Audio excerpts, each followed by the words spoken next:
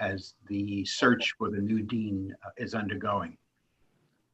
And then I want to welcome Rear Admiral Ann Swap, who's a new National Capital Region Medical Director. Thank you so much for your leadership, and we look forward to hearing from you. Any comments or questions or any comments from any of the people I just mentioned?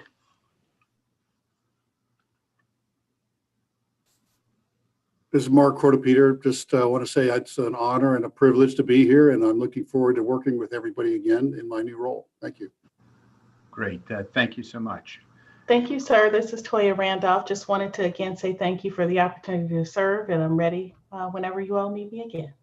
Not for Vice President for Research. Mark needs to stay for a long time. We're going to mark that down since there's always a need for somebody to fill a gap. So you're on record now as volunteering, okay? Certainly. Great. I'm glad to be here. Thank you. Great, thank you. In the materials sent to the board were the bylaws update and was included in all of the materials. Are there any comments on these materials? I think we had an opportunity to discuss those issues at the last board meeting.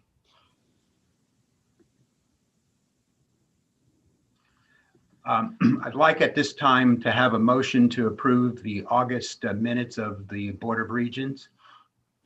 So moved. Okay, Second. they're found at tab 9. Do I have a second? Second. All those in favor? Aye. Aye. Opposed? Abstentions? Thank you very much. In your materials, the calendar 2021 board meeting events are listed at tab 5. The next Board of Regents meeting is slated to occur on February 1, 2021. And again, given the state of the COVID crisis, I would move that we agree at this time that that'll be a virtual meeting. Hopefully that'll be the last, as we hope to get on the other side of this COVID pandemic. I'll entertain any discussion or other motions, but if we could set that, we can make sure the materials get out on time. Any comments on that issue? Safe thing to do. Okay, great. Just another update. You know that we have 3 regents whose terms are due to expire, and 3 replacement submissions are pending in the Department of Defense, but we've not had final action on those. The latest updates are that they are with Mr. Friedman, and will continue to monitor the situation and move for action on approval of the nominees. Mr. Chairman, I wonder if I might just ask a process question. I can't recall from the past, but do we anticipate that the election and the possible transition occurring have any impact on that timing at all in terms of consideration? It may very well. And we all are familiar with government process and potential changes, and that every time new leaders take over, there's always a pause, if you will, as everything is reconsidered and the new leaders sort of get on the ground and get up to speed, so to speak. So, you know, I would anticipate that there might be some impact, although I don't know how far along. I mean, well, I do know this is pretty far along, so hopefully we'll get a decision at any moment. But yes, there could be some impact. Jeff, do you want to say anything about that? I'm sorry, sir. Can you ask the question again? The question was whether or not, you know, potential changes in administration and the like would slow down the appointment of the regents any further, if I can rephrase. Yeah, as far as Ms. Burke's question, I think your answer was spot on, is that's a definite possibility, because in all honesty, one of the steps is the WALO, which is the White House Liaison Office. So the WALO has the opportunity to, they participate in the approval process. So what is happening at WALO, the White House Liaison Office, is a definite maybe. So it may very well. And do I recall correctly that the Regents serve until such time as their replacement? I remember that from the past. Does that remain the case, Jeff? Yes, ma'am. It is in the statute that's Right. the case. So that we're not left with big pieces missing. Correct. Got From a standpoint is we should have the people. And unfortunately, there are many of our regents that have come near their term and are looking for that chance to pass the baton. Right. And so we're trying not to drag that out, but the process is the process. Okay. Just wondered. Thank you very much. Thank you, Mr. Chairman. Thank you. Just a reminder that following the open session of the board meeting, there'll be a closed session for the regents and selected individuals. And I think all of you have been previously identified, but I'll make mention of this at the close of the open session of the meeting. If there are no other initial comments, I want to move on to matters of general consent. So there are several things that need to be mentioned. Due to the time sensitivities, these actions have been endorsed by the board members in between, and they include the issue of the honorary naming of the Department of Surgery for Dr. Norman Rich. Dr. Rich, of course, has been one of the important figures in the School of Medicine.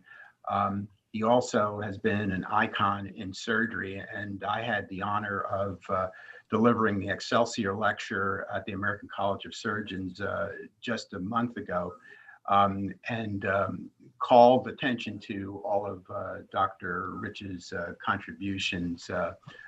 And so I think that was appropriate for the naming of the Department of Surgery for Dr. Norman Rich.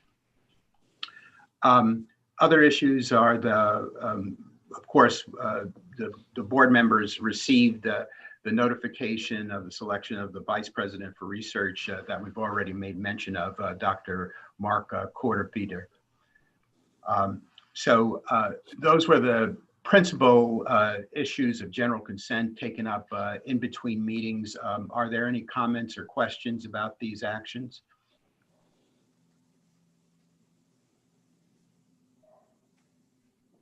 Okay, then what we'll do is then move on to the board actions for today.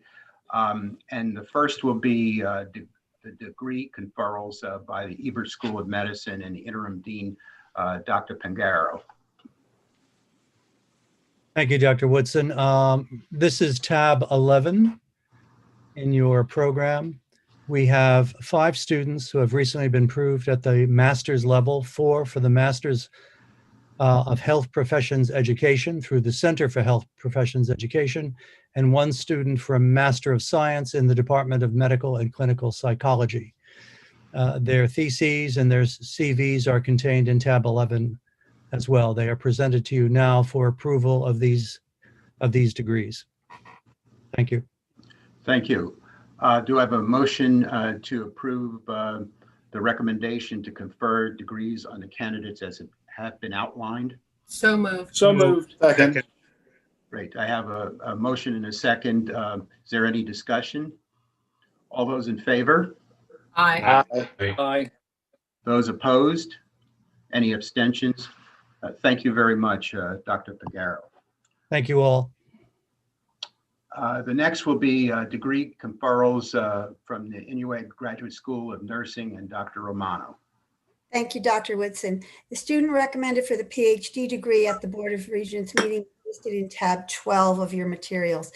The Graduate School of Nursing respectfully requests that the board endorse our recommendation to grant this degree based on successful completion of all degree requirements. Thank you very much, Dr. Romano. Do I have a motion to approve the recommendation to confer the degree of Doctor of Philosophy? So moved. So moved. Second. Any discussion? All those in favor? Aye. Opposed? Aye. Abstentions? The motion passes. Thank you. Thank you. The next will be Dr. Schneid and degree conferrals for the Postgraduate Dental College. Thank you, Dr. Woodson. The postgraduate dental college student recommended for the Master of Science degree at this board meeting is listed in tab 13. The student completed all degree requirements as of September 10th of this year. Pending the board's endorsement and Dr. Thomas's approval, the diploma will reflect that date. And the postgraduate dental college respectfully requests that the Board of Regents endorse the recommendation to grant this degree. Thank you, Dr. Schneid. You've heard the recommendation. Do I have a motion to approve? Move it. Move. Second. Any discussion? All those in favor? Aye. Aye. Opposed? Abstentions? The motion passes. Thank you. Thank you, sir. Next will be the faculty appointments and promotions for the School of Medicine. Dr. Pangaro. Thank you. This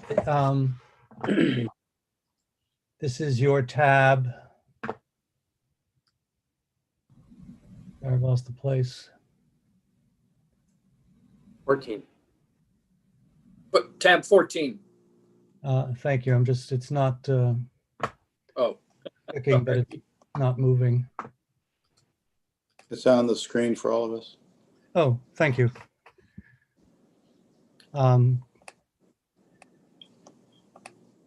Thank you. So the first item is Dr. Tasha Wyatt for faculty appointment.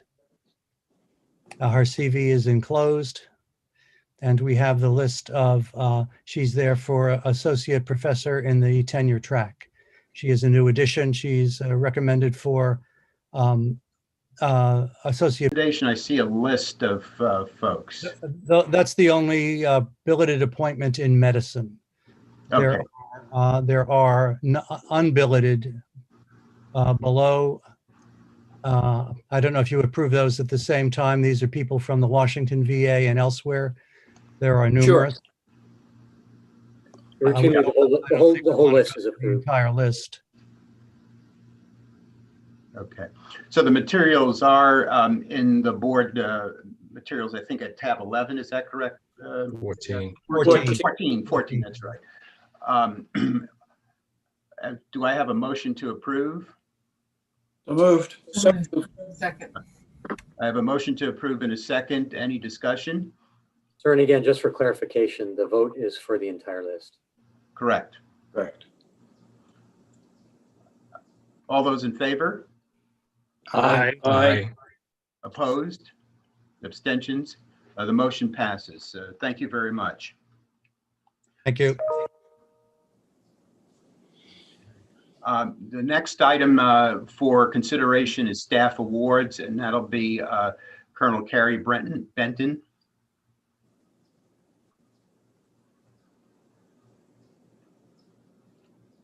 Is Colonel Benton on the line? I am. Good morning. To be honest, I'm not sure what the staff awards is about. Oh, it has to do with the Junio Award. Oh, okay. So we submitted Mr. Junio in for an honorary award following the boiler breakdown. We have had a steam outage since mid to early January, and we wanted to recognize him for his just effort in managing the steam outage over many months. He really put in a lot of time and effort and energy in managing the team so that all of our animals were kept at the standard temperature, so there was no harm to them. And there were also a lot of safety considerations within placing heaters, and he just sort of managed it very well. So there was no impact on research and no safety concerns either. Over. Great. Thank you very much. So the nomination is for the Exceptional Service Award to Mr. Junio, and it has been presented in writing by Dr. Romano. So I'll entertain a motion to approve this nomination for the Exceptional Service Award. So moved. Second. Second, sir. I have a motion and a second. Any discussion? All those in favor? Yes. Aye. Dr. Woodson, Yes. Dr. Woodson, Ron Blank, a comment. I certainly support this award, and I hope as a board, we would also suggest to the administration that some kind of monetary incentive go along with it. Over. This is Colonel Benton. He was also submitted for a Special Acts Award, which was a monetary award. Over. Good. Excellent. Thank you. I appreciate what you're saying, Dr. Blank. This was a really important service and response. Had the outage caused damage to laboratory animals or other research efforts, it would have wiped out years of progress. So You bet. this should not be understated at all. So I have a motion, second. All those in favor? Aye. Aye. Any opposed? Okay, any abstentions? The motion passes. Thank you very much. And we'll send him a note from the board expressing our deep appreciation as well. Good. With the board actions done, we're going to move on now to the Office of the President and the President's report. Dr. Thomas? Good morning, Dr. Woodson and Regents. Can you hear me okay? Yes, I can. Okay, thank you. Well, good morning, everyone. Okay, thanks, Jeff. If you want to go to the next slide. And I first want to start off with just a snapshot of our budget update. As you see here, these bullets, we're operating under a continuing resolution. We expect till mid-December with likely extension. I do want to give a shout out to Mr. Walt Tinling and Tony Whitmire and their entire team for the job they've done in managing the budget under these times. They've really done a tremendous job. I think that, Walt, you're on the line. Do you want to add anything to this slide? Any comments to this, Mr. Tinling?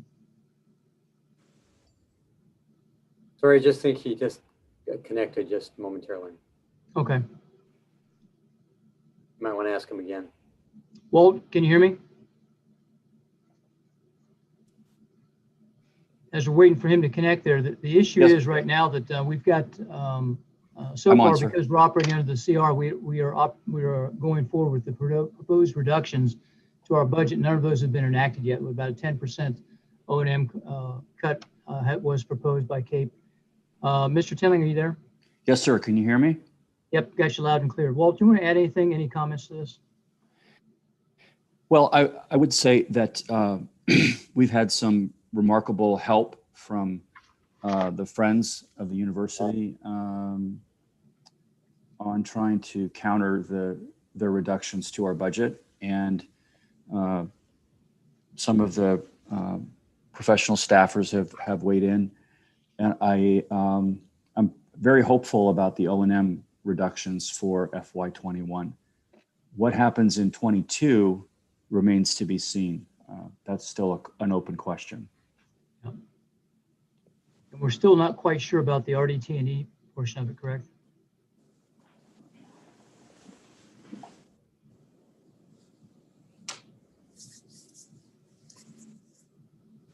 Walt, are you there?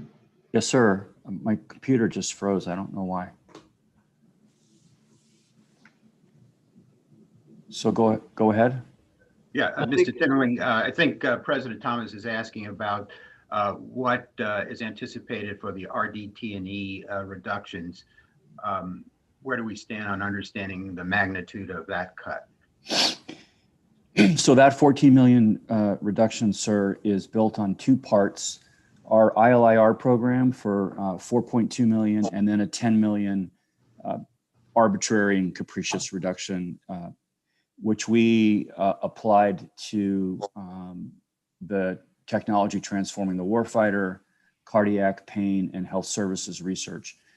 We have not had any feedback on the fate of the R&D reduction in the 21 budget, and it goes forward forever at that level. In the CR, that this reduction doesn't apply, and it looks to me, depending on how things turn out tomorrow or whenever we find out, we could be in a CR for quite a while. So none of these reductions that we're talking about for 21 will ever apply unless there's an actual budget passed that was submitted by the current president of the United States. Okay, Jeff, can you go to the next slide, please? Thanks, Walt. Yes, sir. I'm going to mute. As you've already heard, we're welcoming Dr. Mark Repeater, excuse me, who onboarded just a couple weeks ago. Extensive background, you've seen his CV. He has experience at MRMC, University here, and also he's coming to us from University of Nebraska, so both inside the DoD and out. We're also continuing to execute our return to research phase ramp-up plan for the research efforts here at the university, and they conducted some successful PI training just last month. Of note, the DoD Office of Human Research Protections at the OSD has designated USU as a component, gives us direct oversight of our Human Research Protection Program.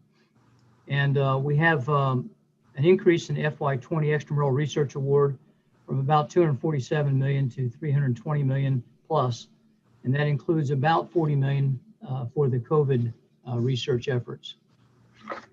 Next slide, please.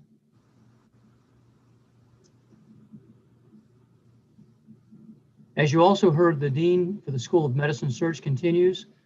This is being led by Dr. Carol Romano for our GSN. And I believe during her update, she will give a little bit more detail on where they're at with that search at this point. But the milestones of that search are depicted here on this slide. They have narrowed the list and expect to meet the goal of a springtime selection for the next dean. Next slide, please. I just wanted to mention the Building F, the military construction project status. As you can see here, no change since our last board meeting. Mr. Rick Bond for the university continues to engage with DHA facilities folks and other teams. They've hit their 65% design. It's a shovel-ready project, and we're pushing forward. Talking with the ASD Health Affairs, Mr. McCaffrey, he's given us kind of approval to pursue trying to get this back on track. There are some opportunities at hand here. Next slide, please, Jeff. You see some of them listed here. There's an increasing effort to educate stakeholders on the mission and the value proposition of the university. That's ongoing. As I mentioned, Mr. McCaffrey has stated his support for the project, and we are moving forward to try to get it back on track. We've identified ways to reduce the MilCon cost, which was a concern for OMB and others. And we're investigating precedents and opportunities for public-private partnerships and to leverage private funding to reduce the overall cost to the department. We'll also look into some changes in space use without a wholesale redesign and to result in a greater impact on our mission.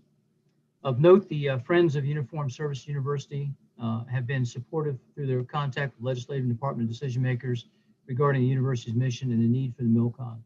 And we appreciate those efforts from the Board of Regents as this effort goes forward over the next year. Next slide, please. A long list that I won't go through each one individually, but I do think it merits just an update to the Regents on the COVID-19 research efforts here at the university.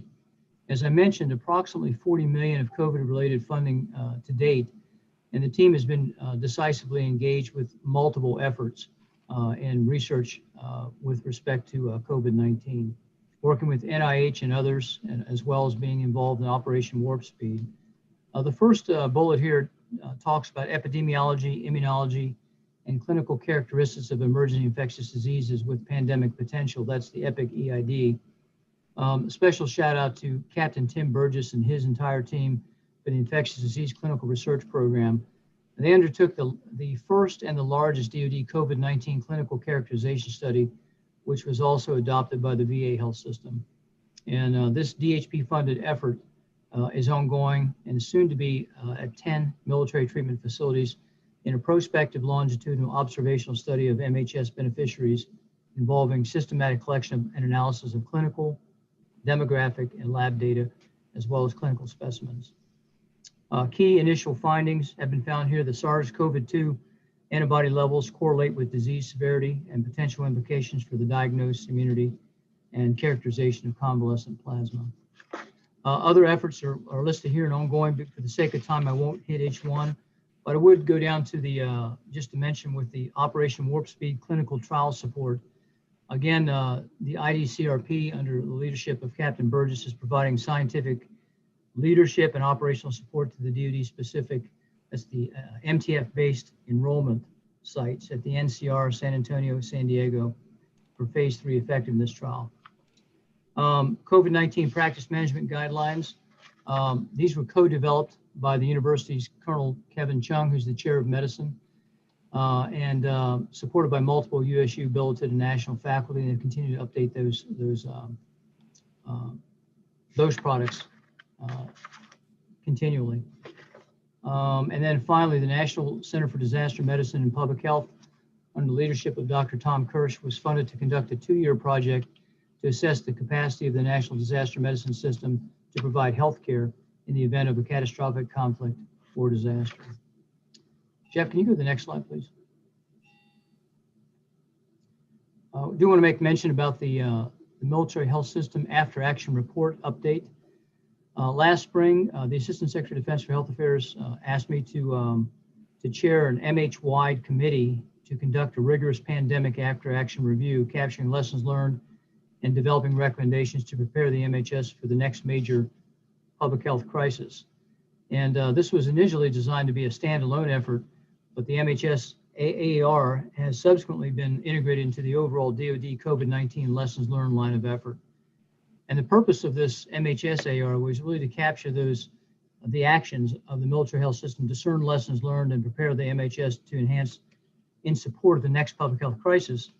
But of note, right now we are conducting bi-monthly senior leader after action reviews that include the service surgeons general, the director of the DHA, as well as other senior officials. Our last meeting was held on the 8th of October, and we have our final one coming up before we issue an interim report on the 12th of November. We also have an executive committee which meets monthly, that contains senior representatives from all of the MHS organizations, the services, the DHA, et cetera, and a coordinating committee which has been meeting weekly. I have to say that all the services in the DHA have done a great job with their representatives. They've been decisively engaged. The final report is being prepared in 4 chapters. We'll have that by the end of month December. That includes an executive summary, background and readiness, data analysis, and identification of those key lessons learned with associated recommendations, prioritization, responsibilities for near-term and long-term improvements. You can go to the next slide, please. Here's some additional milestones as listed here. As you see, as of 13 October, the process has produced more than 1,500 of those lessons learned that I mentioned a moment ago. 25 key lessons learned with both observations and recommendations. And the discussion of the first 14 key lessons learned by the MHS senior leadership has already occurred. And we have a rolling draft of this final report. As I said, that'll go to Mr. McCaffrey by the end of December. Next slide, please. The university is also doing our own after-action review internally. Of note, on the 28th of September, the DoD-IG issued a report that was entitled Evaluation of DoD MTF Challenges During the Pandemic. And the findings in the report conform to our correspond to our key lessons learned that we learned in the group. And the Undersecretary of Defense for P&R assigned responsibility for answering the IG report to the MHS AAR process. And so we're conducting that. On the university level, you see some milestones here. And the return to clinical education has gone very well. And the USU schools are really well ahead of the national averages in rate of return. The need for quarantine remains in place and has reduced clinical contact hours, but all schools have adjusted to the shortened clinical educational opportunities. And fortunately, most accrediting agencies have used the reduction in hours to encourage competency-based educational evaluations. Our College of Allied Health Sciences has the most accrediting agencies and therefore the most issues. But across the university, our biggest concern is a future reduction in patient mix, both absolute numbers and a variety of pathology in the hospitals and clinics that could potentially compromise the broad and well-rounded clinical experience. There's been a substantial reduction in the hands-on acquisition of clinical skills and military unique skills education and training to protect the students and as well as the staff and faculty. And there's been some concerns expressed about that, but we'll continue to monitor the situation closely and with careful expansions of our skill acquisition efforts across the schools. If I could go to the next slide, I think, Jeff. Some other bullets here. I think we are steadily growing our return to campus activity, especially in research, animal protocols. For example, we've moved from less than 25% to over 60% since the last board meeting. Those are approved protocols being actively pursued during the summer months and into the fall. Our task force on working parents has completed a survey. Of the needs of the working parents for childcare, both for preschoolers and school-age children, with significant issues for both the school and childcare facilities being closed or vastly reduced in their capacity to take children. I want to give a special shout out here to Mr. Tim Rapp, who's our VP for IT. For over a decade, the university has made substantial investments in information technology, and the capabilities of Tim's office has provided and enabled considerable shift to distance learning, and the efforts of his team and the health professions education faculty provided the framework for faculty to engage the students in many of our programs. And those capabilities have enabled faculty and staff to conduct much of the business of the university remotely. Again, our IT staff have provided outstanding support and guidance to many DoD entities beyond USU. Our Occupational Health and Preventive Medicine and Emergency Operations Group have worked hard to assure the safety of our people, and they've developed procedures to make sure that we keep folks on track through in-person encounters and to reduce the control risk. The University Health Clinic has already begun to provide flu vaccinations both to MHS beneficiaries and non-beneficiaries who are in age-related risk groups but need to return to work. Occupational Health has negotiated support from Walter Reed to provide work-related safety COVID-19 screening to all of our employees, and everyone is cautiously optimistic that we can continue to combat or return our robust activity across our mission spectrum. And I did mention the university's AR task force and the work that they've been doing. Some of our surveys that they've conducted here show that there's certainly signs of COVID-19 fatigue, not to be unexpected, and but we remain vigilant, and we've had increased communications across the force. I think we've had no serious illnesses to date, and no outbreaks have been tracked to our folks here on the campus. So we've done quite well, and we continue to be the model, I think, for others to follow here. Can you go to the next slide, please, Jim? Just a few significant activities and events that I wanted to mention here. We did conduct our Founders Day, although it was remote. It was very well received. We did have the opportunity to have Ambassador Deborah Burks address the university students and faculty and staff, and she did an outstanding job. Grand rounds have been conducted remotely and ongoing, and they've gone very well, actually, between having Dr. Fauci address the team, and also they even had, they brought in Mike Krzyzewski, Coach K from Duke, to address folks and give an inspirational leadership talk. White coat ceremony was conducted most recently on the 16th of October, and Dr. Bob Mabry, who's the new Principal Deputy Assistant Secretary of Defense for Health Affairs, was the invited guest speaker. Next slide, please. A couple alumni highlights. I just mentioned Dr. Mabry. He is a USU class of '99 graduate. He's coming as the new PDASD. I also want to mention here Dr. Adrian Paskey and Dr. Paul Pasquina, who are known to many of you here for their selections for these recognitions as listed on the slide. I do want to mention one of our regents, Dr. Leo Rouse, who has just been recognized with the American Dental Association's highest award, the 2020 Distinguished Service Award. And Dr. Rouse, who's, he's also serving as the Centennial President for the American College of Dentists. There's just really no way to slow that guy down. So I would recommend that we give him a virtual round of applause for all his accomplishments. And thank you very much, Dr. Rouse. Good job, Leo. What's that, sir? Yeah, I have a congratulations, Leo. Dick Cody. President Thomas, I have a quick question. Yes, sir. I don't know if you or Secretary McCaffrey are going to cover it. in this after action review that you guys have conducted, are there any insights in terms of capacity for the military health system? I say that because back when we were worried about chem bio events here in the capital region, as well as on the eastern seaboard, as well as a pandemic, we did a top-off exercise led by DITRA. This was in the early 2000s, and it was really telling in terms of capacity. You know, one of the reasons why you have that big hospital down at Fort Belvoir, as well as the National Center there at Walter Reed, but across the different you know, capabilities within doctors, nurses, clinicians, and everything else, we were really short.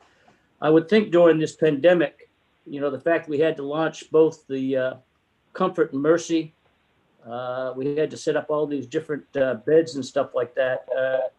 Is capacity one of the key lessons learned that we're going to be turning in on this after action review? Over. Yes, sir. General Cody, it is actually one of the key lessons learned that popped up was it did talk about staffing, specialty mix. Again, back to the personnel issues that you raised that directly affect the capacity, both inside the MTFs and their ability to support civil authorities, as outlined there. Yes, sir. You know, we've heard the chairman, the Joint Chiefs, as well as I think his surgeon and Secretary Esper. You know, we were pretty lucky. We had one aircraft carrier, and it wasn't that bad. But I can imagine a place like Fort Campbell or Fort Bragg. You know, has anybody run any scenarios of what happens for combat power if we have 18,000 troops with a pandemic? You know, sir, those tabletop exercises have not been conducted to date, but that's one of the recommendations that are, as they come up in the report, you'll see that is to run those scenarios at those various installations and sites. You're right. We got the one example of the Teddy Roosevelt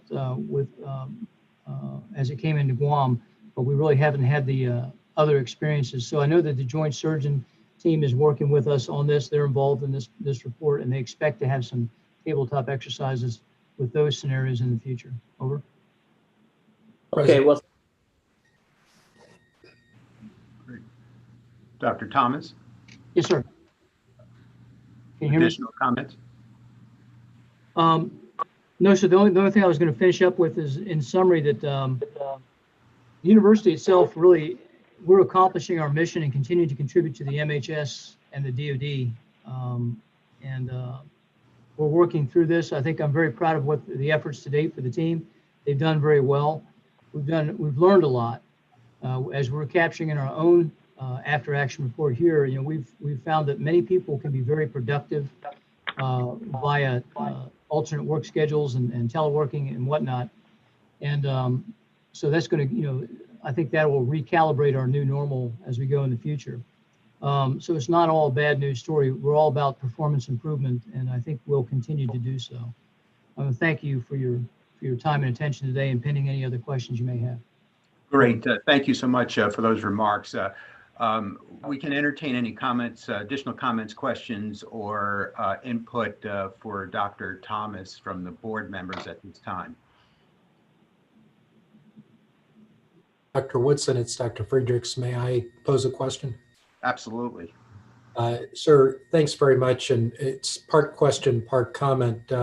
So first, thanks to Dr. Thomas. His team has been absolutely invaluable in supporting the joint staff efforts. Some of you can imagine what we're involved in that we can't get into here.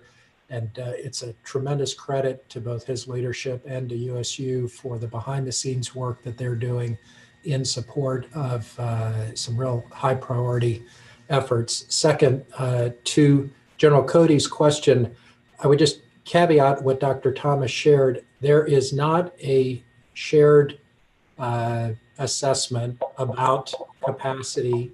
There are those who in fact state that what we have learned from this is, and I'll just read a direct quote, the data suggests that large amounts of private sector capacity can be freed up at least for several months as a result of a national emergency. This implies that DoD casualties could be absorbed from the civilian system. That's a draft comment, and that's going through coordination right now. I bring it up only to say that this is where having this sort of discussion and getting feedback from senior leaders is so important to help shape some of these draft documents going forward.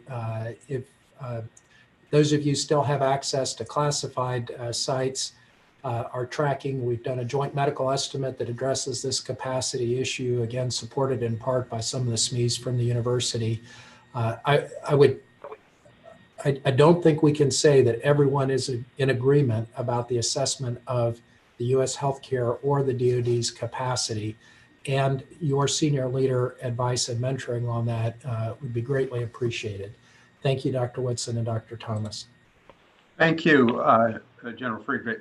You know, I have two comments to make regards this. You know, we've been involved, obviously, on the reserve component mobilization issue. And one of the clear issues that has come up as we've moved people around the country is that the lack of a national health information technology infrastructure has actually reduced our ability to understand what the real capacity is. So even in regions, identifying where beds and equipment might be and human resources and getting them to sort of the right places at the right time was clearly a challenge because there is no information system that provides that kind of timely analysis. I think is sort of in detail for senior leaders to make a decision. The second issue is that we do need to think about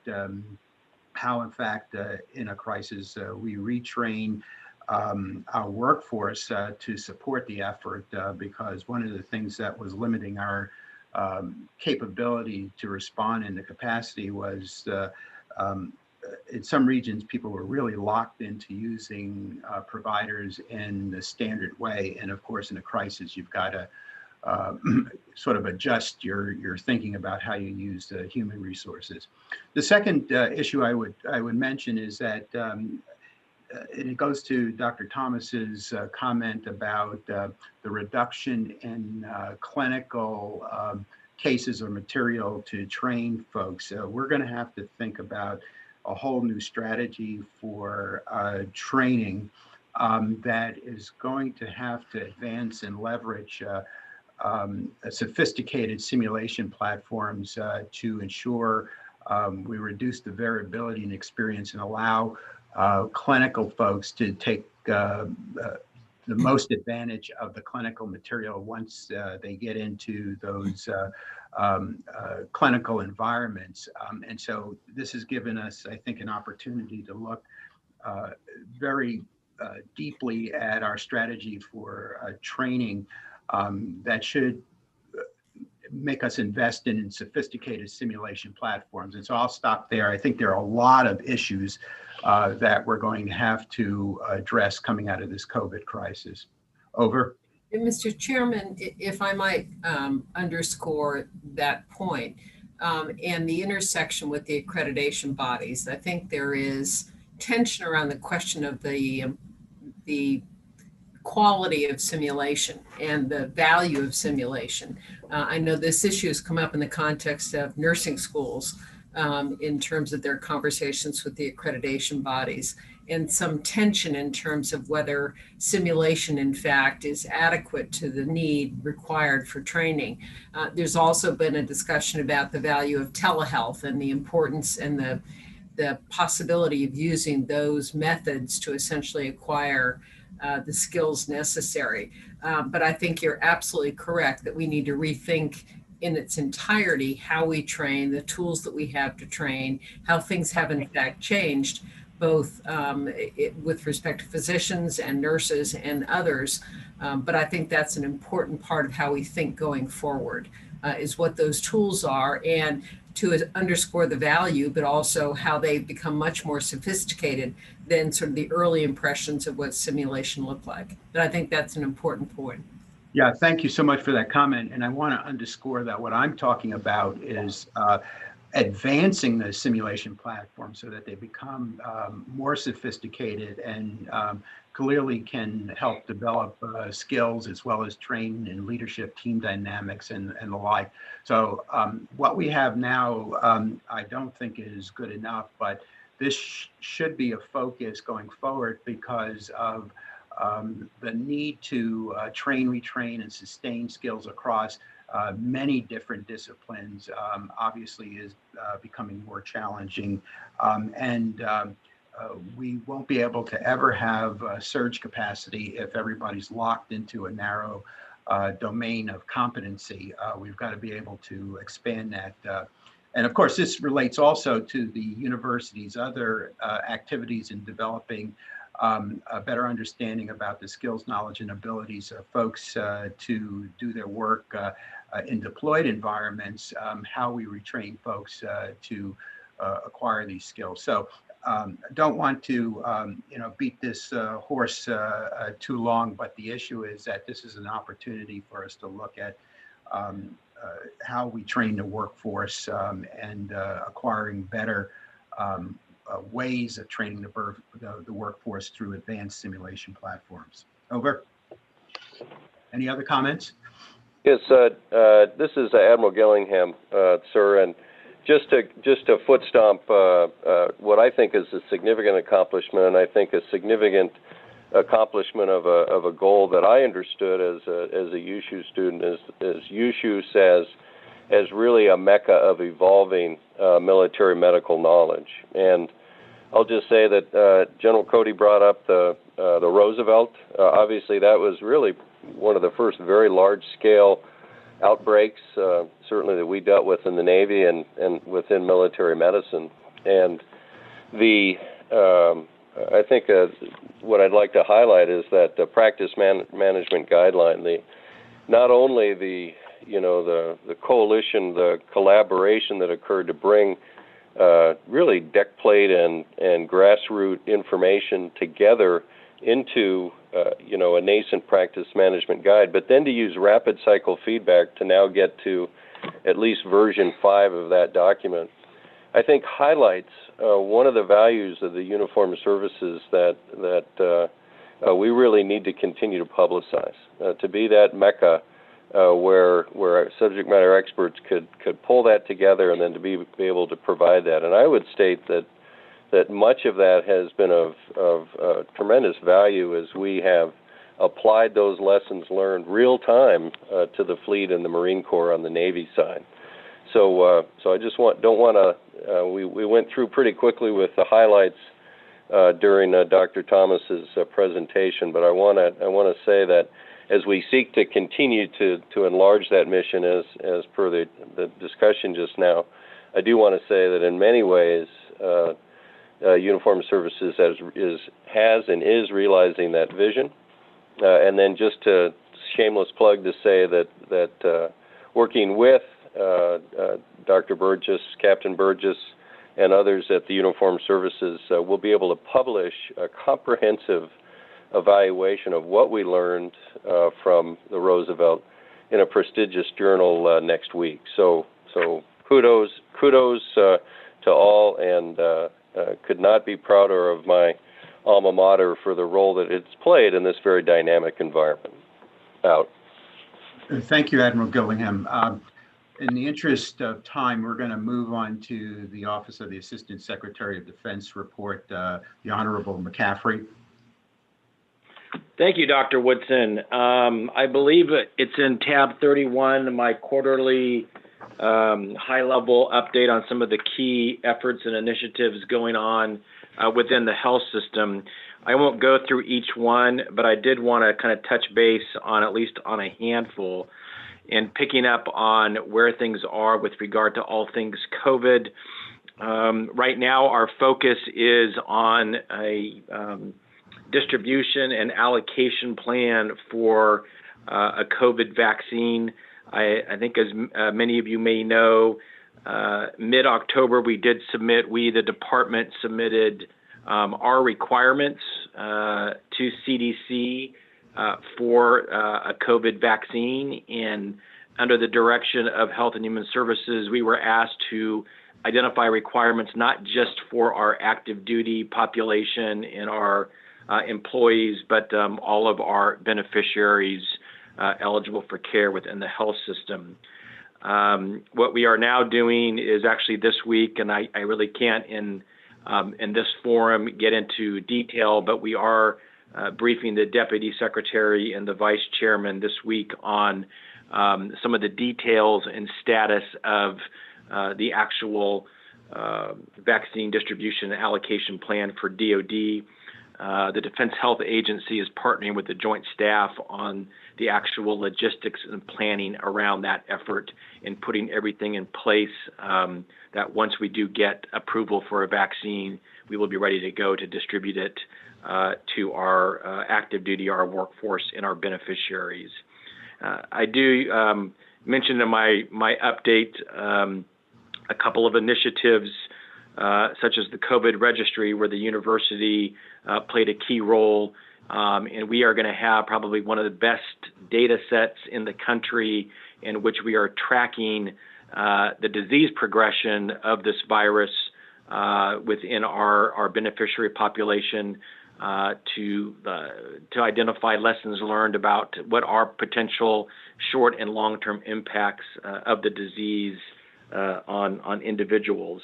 I do actually want to reiterate the recognition of a lot of USU subject matter experts. Dr. Thomas and Admiral Gillingham mentioned one, Captain Burgess, but I think just for the board, by way of this recognition, just to let you know that Captain Burgess over the last several months has been a key presenter and dialoguer in chief with the secretary, the deputy secretary, the vice chairman on a number of issues related to the COVID registry, what we are doing internal to the health system, as well as what's out there in private sector research.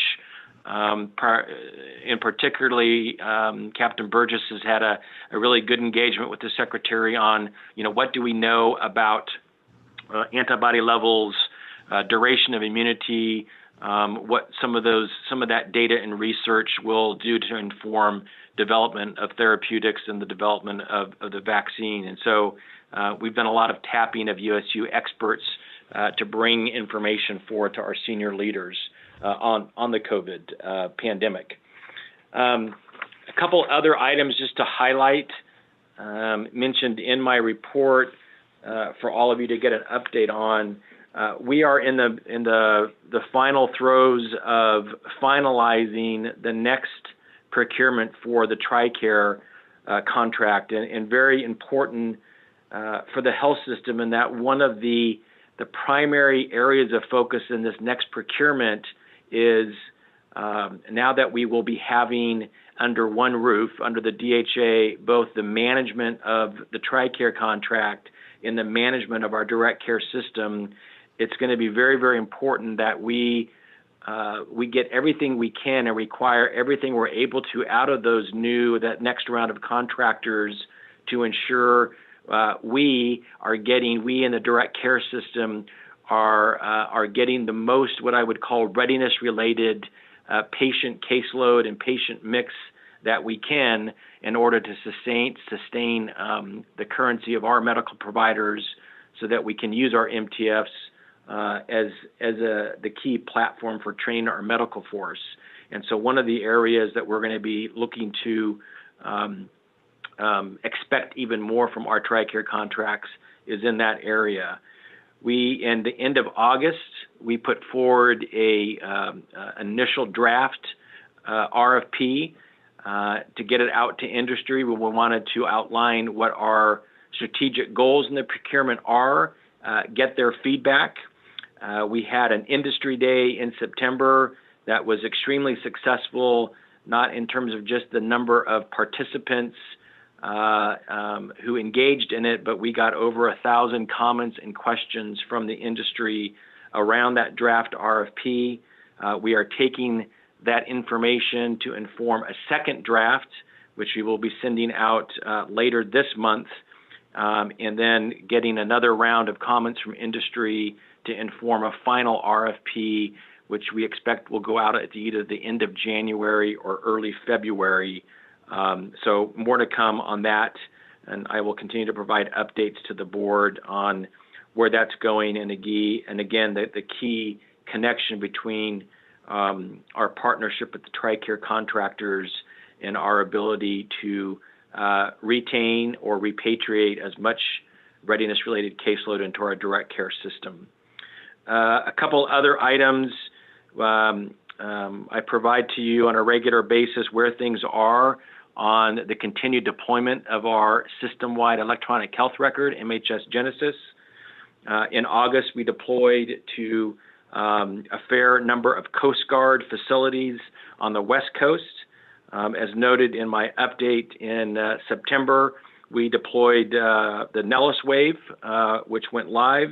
And then just this past weekend, we had a soft launch of Wave Pendleton, so 4 more MTFs went live over the weekend. Again, it was a soft go live, and this week will be the more focused. But as of this weekend, all good positive feedback from the commanders on site in terms of the rollout of MHS Genesis. I think, as you know, as we go on in the next 6 to 12 months, we will be doing far more deployment waves in closer proximity than we have in the last year and a half. And so the deployment schedule gets more and more aggressive for us to be able to meet the system-wide deployment by 2023. My last item I wanted to mention that's in my update, and that is the status of the MTF transition. I believe, as many of you know, in August, the service secretaries and chiefs sent a memo to the secretary requesting that he not only pause the MTF transition, which the department had begun implementing before COVID, but actually also requested that the secretary consider reversing the transition plan, and requested that the department consider reversing what's in the plan, meaning to comply with statute and consolidate management of all MTFs under the DHA. The service secretaries requested or recommended that we go back and have command and control of all MTFs aligned under each service specifically. In response to that memo, the secretary asked the deputy to do a number of things.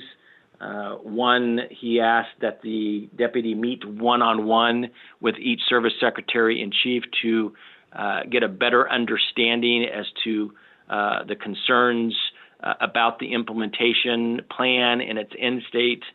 In their memo in August, the services identified concerns with regard to the health system's response during the pandemic, and did lessons learned from that response indicate the department needed to rethink its transition plan. So that was one line of effort the secretary tasked to the deputy.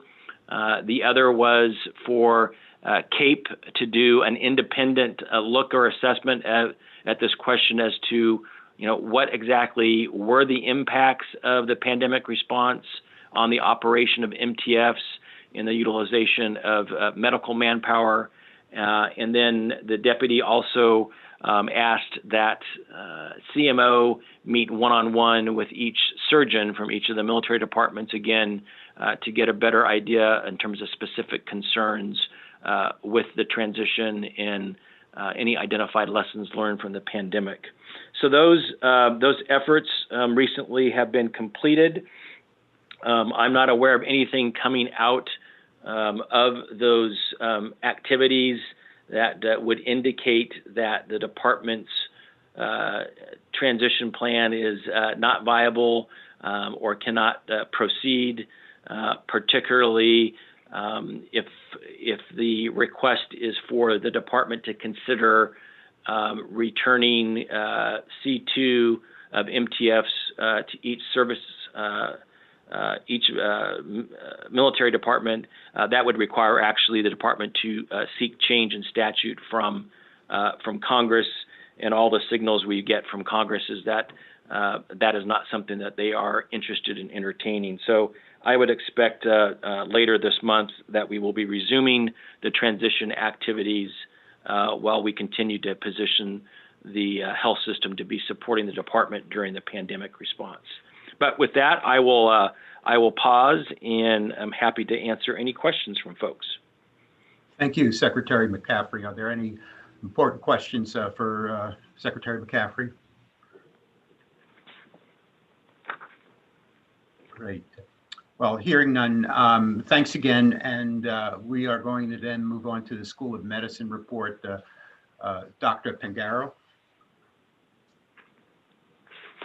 Thank you, Dr. Woodson. So I'm Lou Pangaro. I have not had much contact with the Regents since I was the co-leader of the faculty redesign of the curriculum for the medical school. I first came to the university in 1981 as a major and had most of my career here. I was chair of the Department of Medicine from 2008 to 2018. I only mention myself because in my appointment as interim dean, I don't think the Regents have to approve me being here. Thought I should say who I am. I have 3 items for you today. The first is informational, the second is for action, and the third is for information and possible discussion. The first informational item, I would like to mention some recent distinctions that did not arrive in time for us to put them in the annual report, which is your tab 32. First, Colonel Active Duty Colonel Air Force Pam Williams was selected as the Air Force Female Physician Senior Leader of the Year, a very high honor. We're very proud of Colonel Williams, who is our Associate Dean for Student Affairs. I'd like to acknowledge Colonel Retired Air Force Paul Hemmer, who received the Glazer Award from the Association of American Medical Colleges. This Alpha Omega Alpha Award is a unique distinction. About 4 people from across the United States are acknowledged every year. Finally, Colonel Retired Air Force Arnice Pak, whom you just heard, received her Master's of Health Professions Education, which you just endorsed, was made a Master of the American College of Physicians. A mastership in the college is awarded to about 60 physicians out of about 20,000 fellows in the college each year, so another distinct honors. Since Dr. Thomas had mentioned to you the grand rounds being sponsored between USUS and Walter Reed, I might mention that retired General Dempsey, former chair of the Joint Chiefs of Staff, is actually doing a grand rounds today at Walter Reed at noon. It's virtual. It's on Zoom, so it can't be done from DoD computers, but we've had 700 or 800 people attending our grand rounds for Coach K and for Tony Fauci, as I mentioned before. Those are my informational items, things of which we're proud. The second item is for action, and can you jump, Dr. Woodson, to tab 32? Jeff, can you turn to tab 32? Jeff, thank you. So this is a request from the School of Medicine for you, as the Regents, to change your prior endorsement of a date of graduation for 4 medical students. The background is this: when the COVID hit and we were no longer able to have our May 16th graduation as planned in person in Constitutional Hall, the graduation date for all the other students in the class of 2020, with the exception of 7, was moved to April 1st. 4 of these students were in transfer from other services to the Army, and the decision was made at the time that if we moved their date from May 16th to April 1st, that the entire process of the transition and all the paperwork would have to be redone, and we might lose another 6 to 9 months. So the decision was made at the time to leave these 4 students, whose names are listed in front of you now, Kelly, Vu, Chandler, and Ewan, on April 1st. This was not done because they were not ready for graduation academically. They had made all of the requirements that were necessary. It was done from an administrative point of view. For the other 3 students, it was moot because they were already transitioned.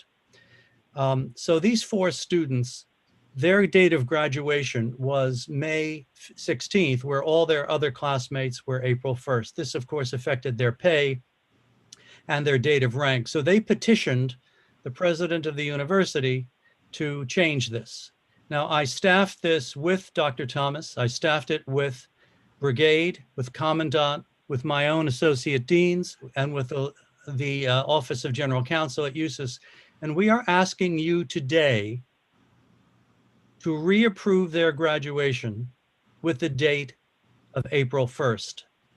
You previously approved it in the spring for May 16th. This would allow these students to have the same date of rank as their classmates.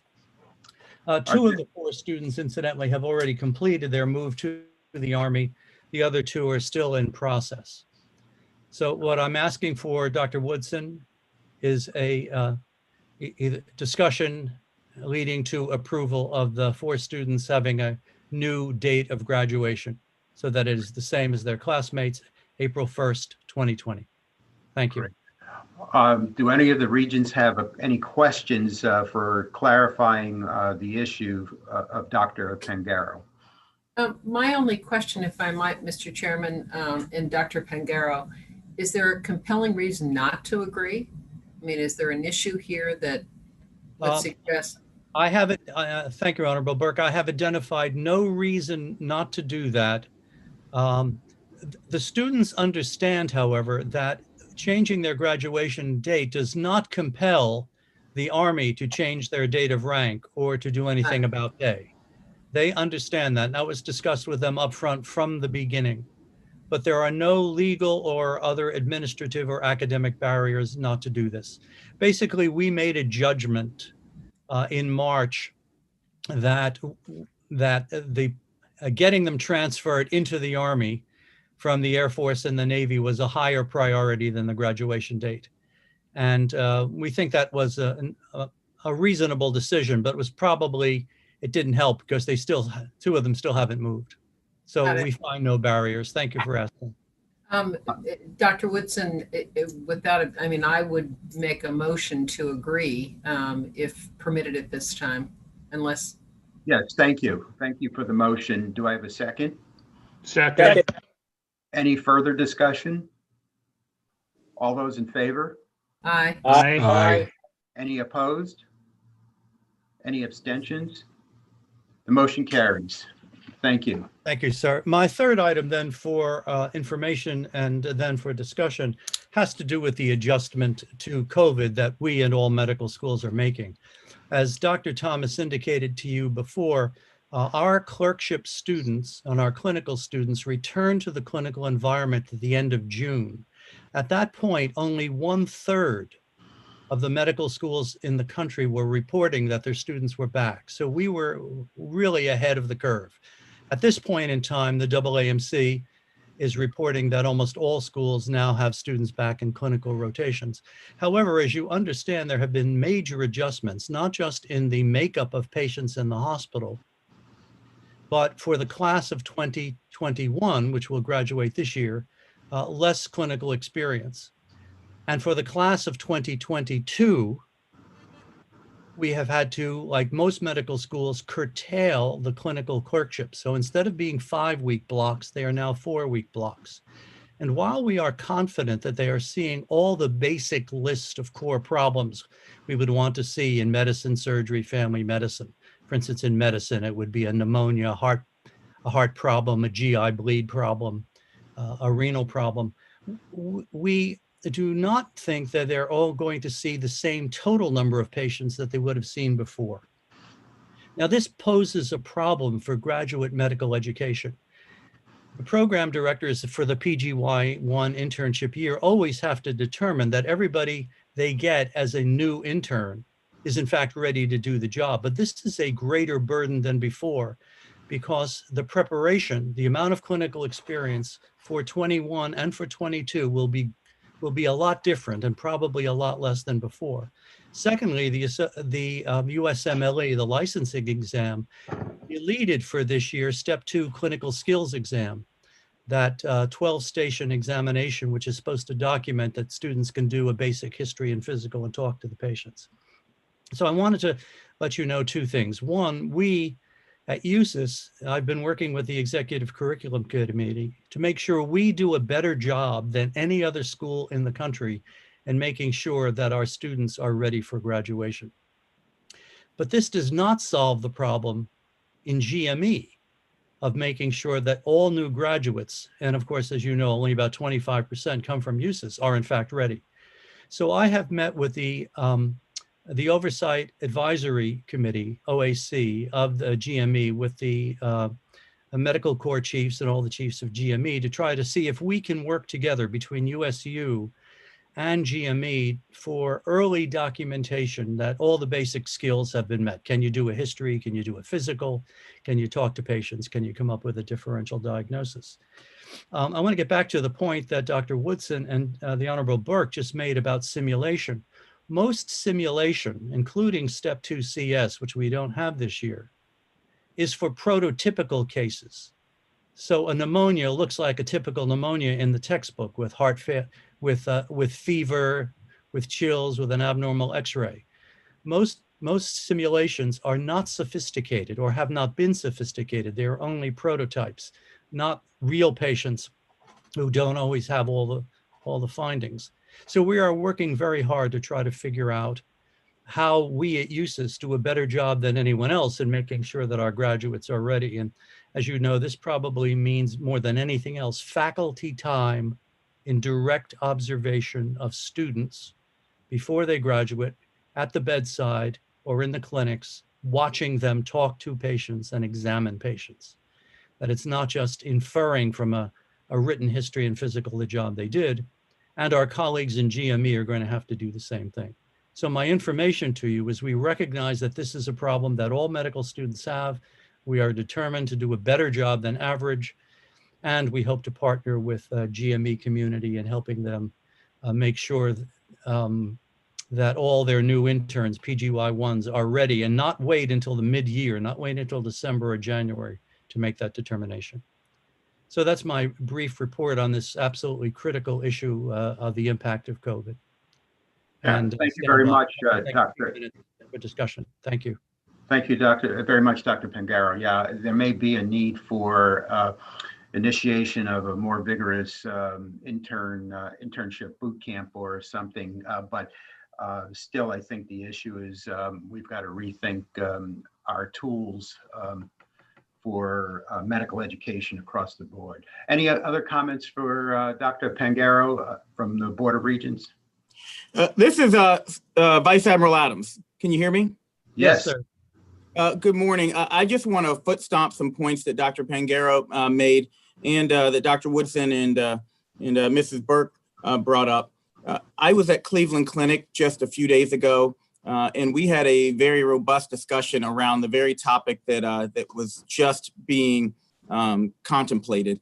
And Cleveland Clinic has said that they are really looking at reshaping and improving the way that they use simulation. And I know that's been brought up before, but the point I would make is that both USU and many of the affiliates have some of the most robust simulation abilities of any medical education partners out there. And so as Dr. Woodson said, I think we need to think about how we continue to improve upon and utilize these tools.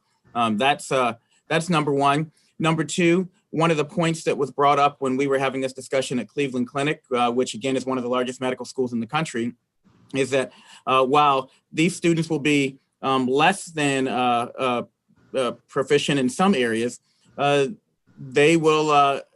growing up in the time of a rapid increase in telehealth. And I'd remind folks that CMS paid for about 10,000 telehealth visits per week pre-COVID. We, at the peak, were at 1 million telehealth visits per week, and we've done over 10 million total this year. So thinking through what does and we're not going to go back to 10,000 per week. So what does the new medical encounter look like, and how can we prepare students for that versus still working on that old paradigm and saying, how do we achieve competency on this old paradigm? As was said before, we need to think about where the hockey puck is going and skate there instead of skating to where the hockey puck has been or actually is.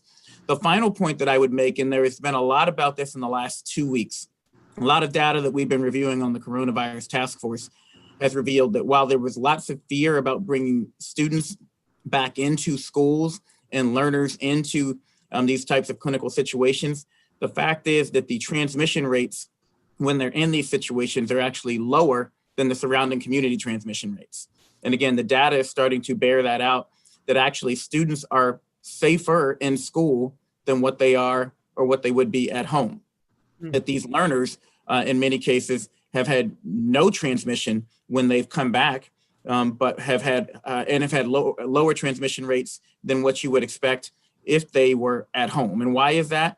Well, we're still exploring, but we believe it's quite simply that when you're in the work environment, when you're in the school environment, you're practicing your social distancing, you're wearing your personal protective equipment, you are wearing your mask, you're actually more likely to engage in mitigation efforts than if you're at home and then bopping around the neighborhood and going to Walmart and hanging out with your friends. And so I just say that because it's important for us to understand that as the data evolves, we need to continue to evolve. And the thought initially was that it was dangerous to bring people together in these environments.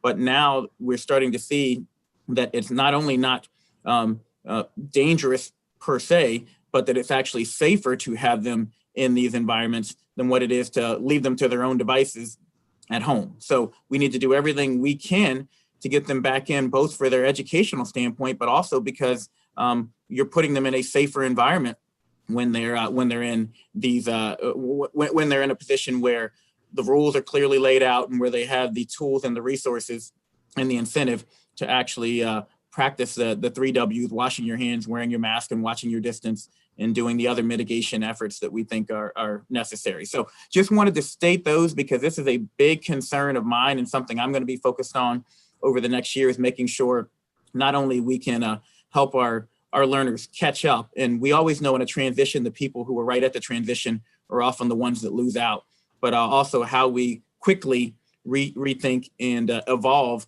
our medical education environment for what's going to come next. Because again, we aren't going to go back to where we were before. We need to go to something that is better than what we had before. That's all. Great. Thank you, Admiral Adams, and thank you for your leadership through this crisis.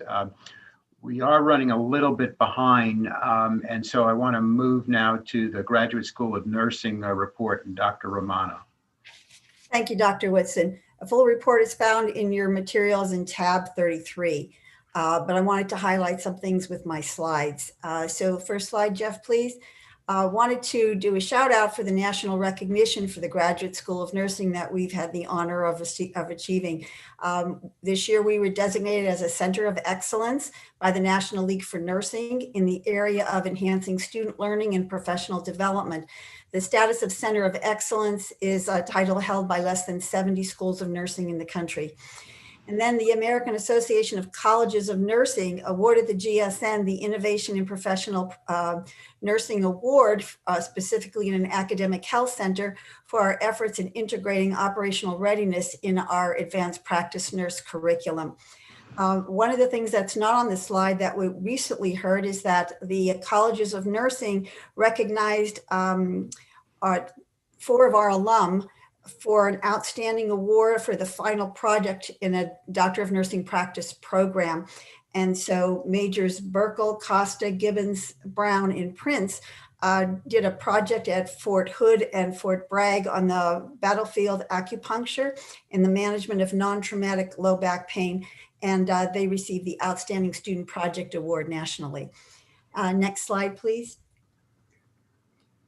From an educational highlights perspective, we conducted our 5th annual course on high-level disinfection.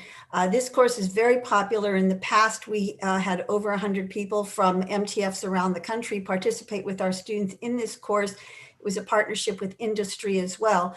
And this year was the first time we had to offer it virtually. We did not cancel it. So it was very successful. But in addition to that, we held a virtual briefing to 160 members of DHA, again, to help increase the dissemination of high-level disinfection practices.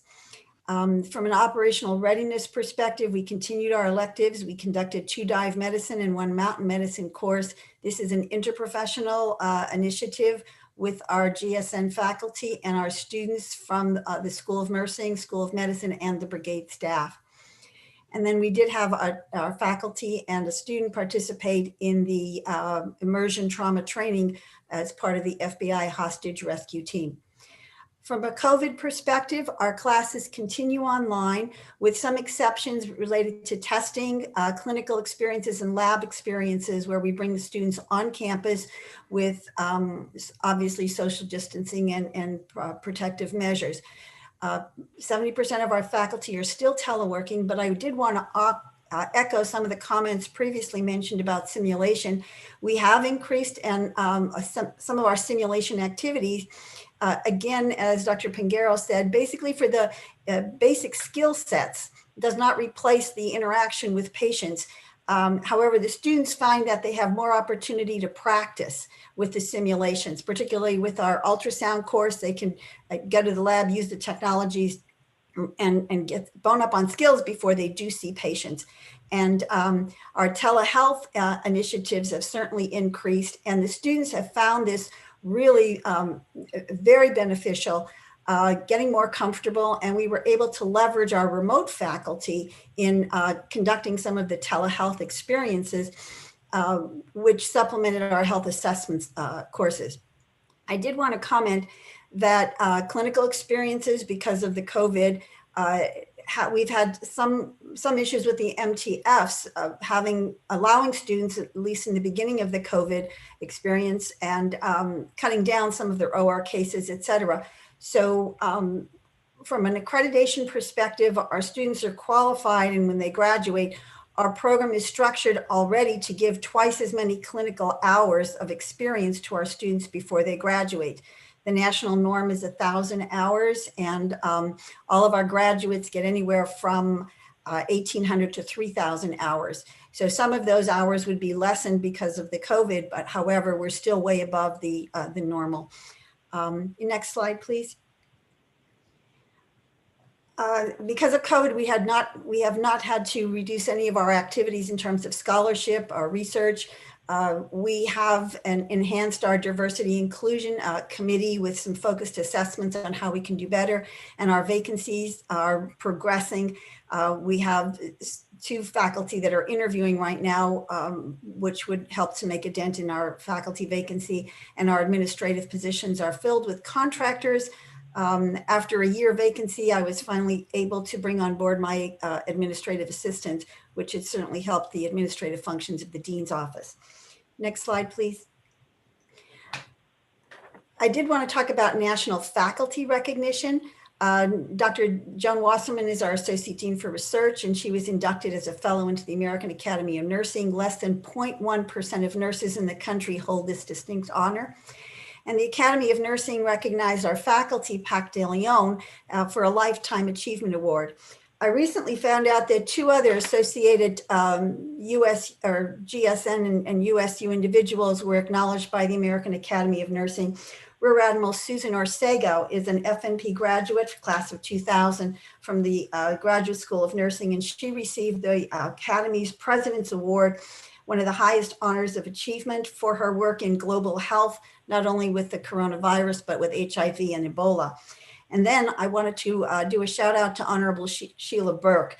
The Academy recognized her with the Healthcare Leader Award, which recognized her impact in shaping health policy and improving the nation's health through contributions to organizational excellence. So congratulations, Honorable Burke. And then we did have 2 of our alum, who are also our faculty, receive the AMSIS Awards. And the Major Jose Rodriguez for the Education and Training Award, and Commander Kenneth Radford for the recipient of the Nursing Award for AMSIS. And pending any questions, that concludes my report.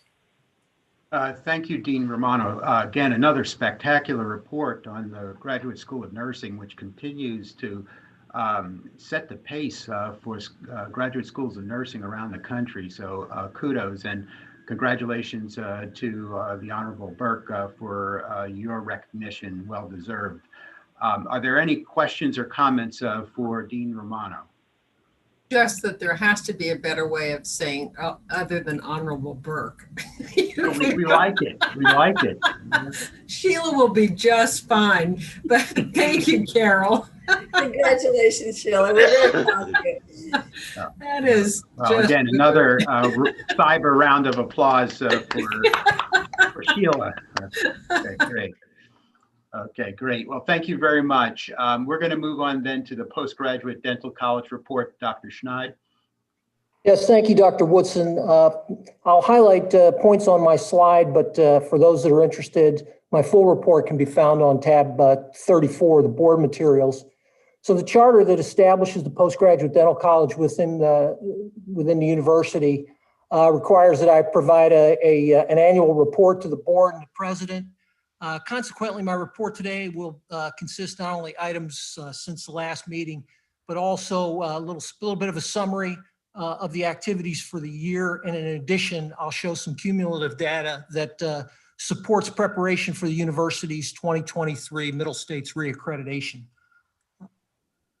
So in spite of challenges from the COVID-19 pandemic, the PDC has had a reasonably good year. Following on-time graduation of our class of 2020 and arrival of new students, our focus turned to the graduating class of 2021.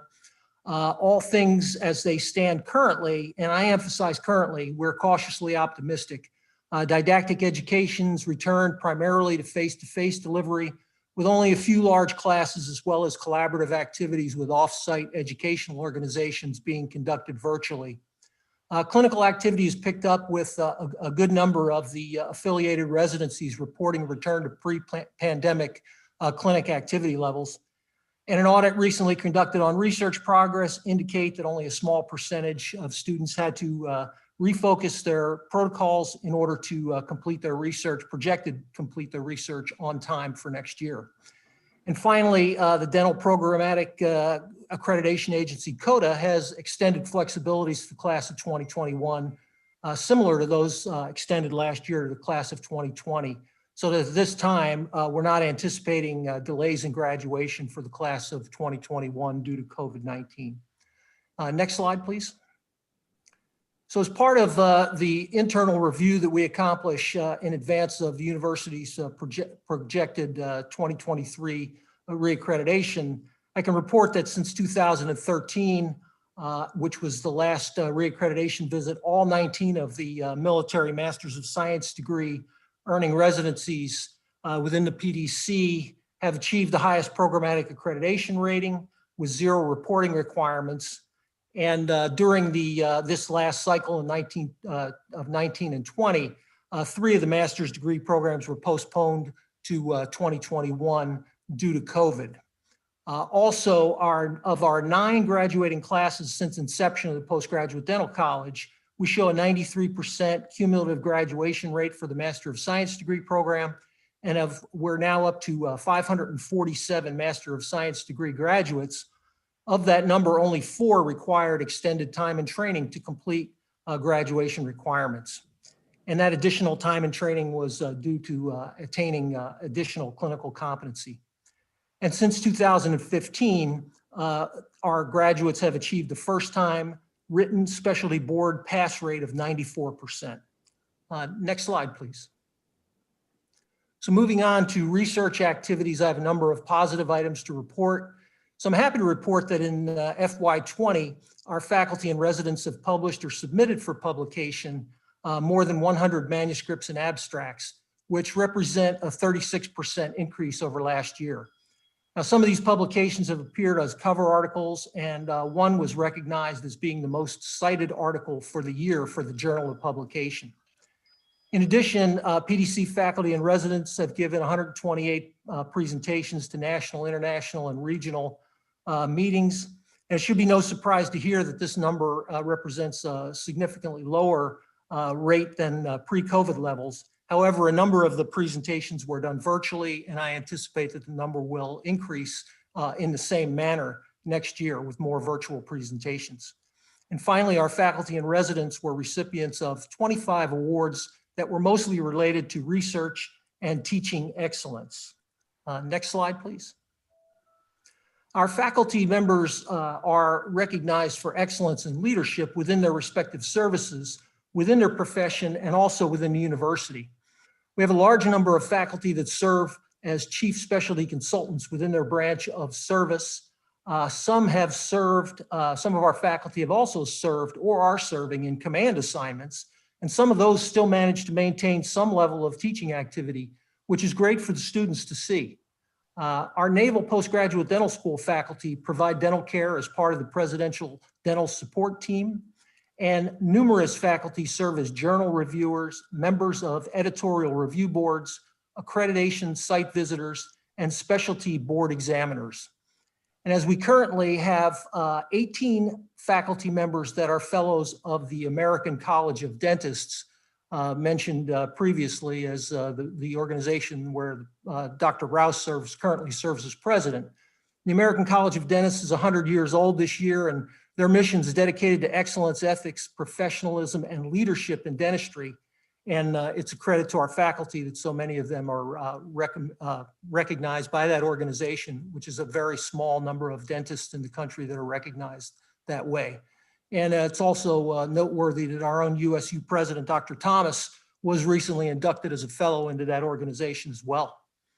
And finally, our faculty serve on USU Faculty Senate, support numerous university committees, and 10 of our faculty have earned USU Faculty Development Certificates this year, while others are enrolled in USU Health Professions Education degree programs. Next slide, please. And I'll close my report by highlighting just a few of the activities of our students and faculty in the areas of interprofessional education, direct assistance in the efforts to combat COVID pandemic, deployments, and service.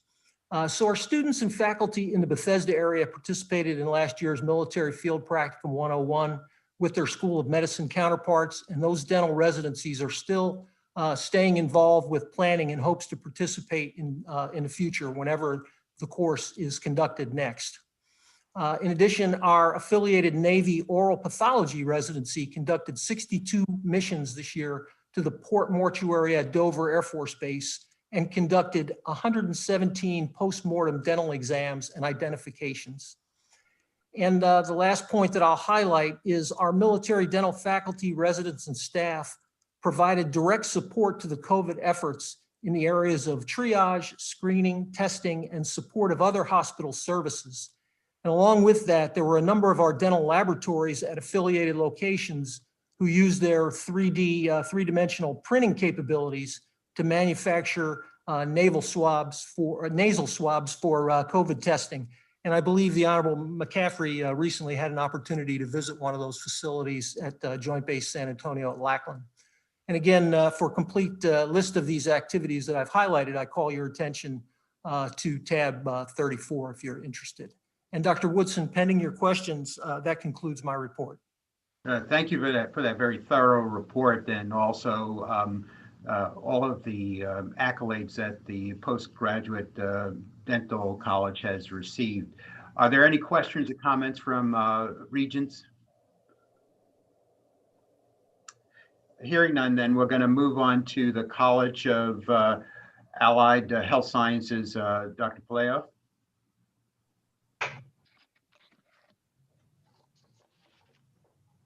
Thank you, Dr. Woodmanson. Good morning to everybody. The slides for the College of Allied Health Sciences are located in tab 21 of the board brief, and the board brief is located on tab 35. Next slide, please.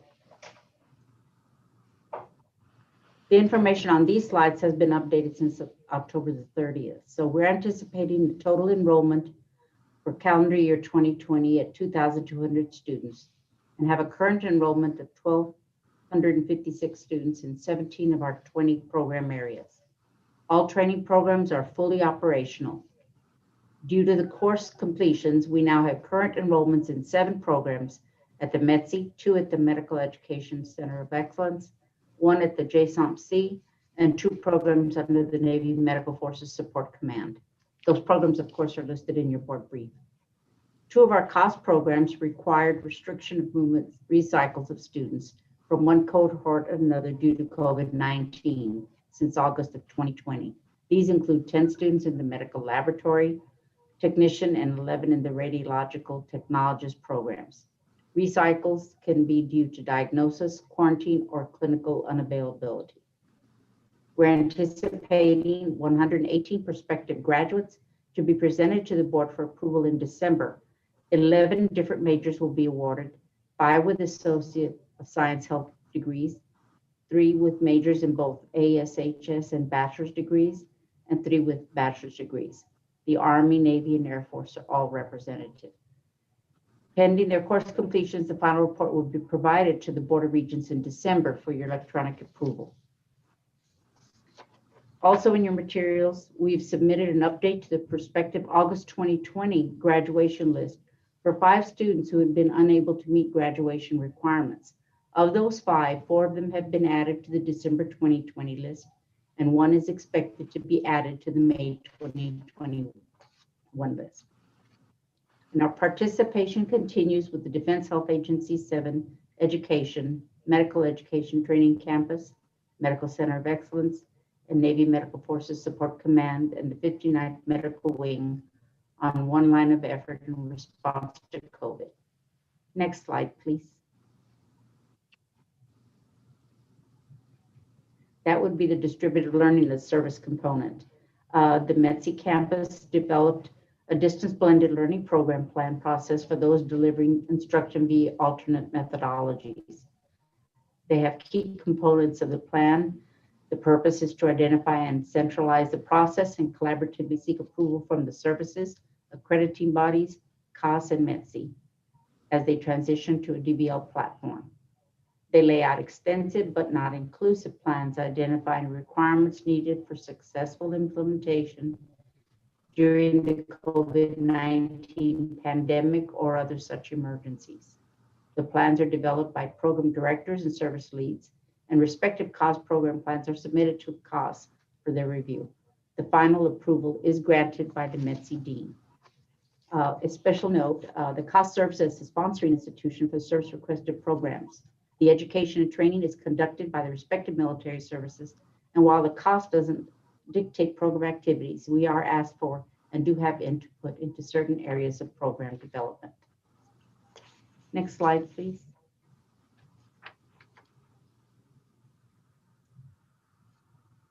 The CAS is going to be exploring future program developments as driven by the service requests for programs at the Navy Medical Forces Support Command, JSOMC, and other multiple locations listed on those slides.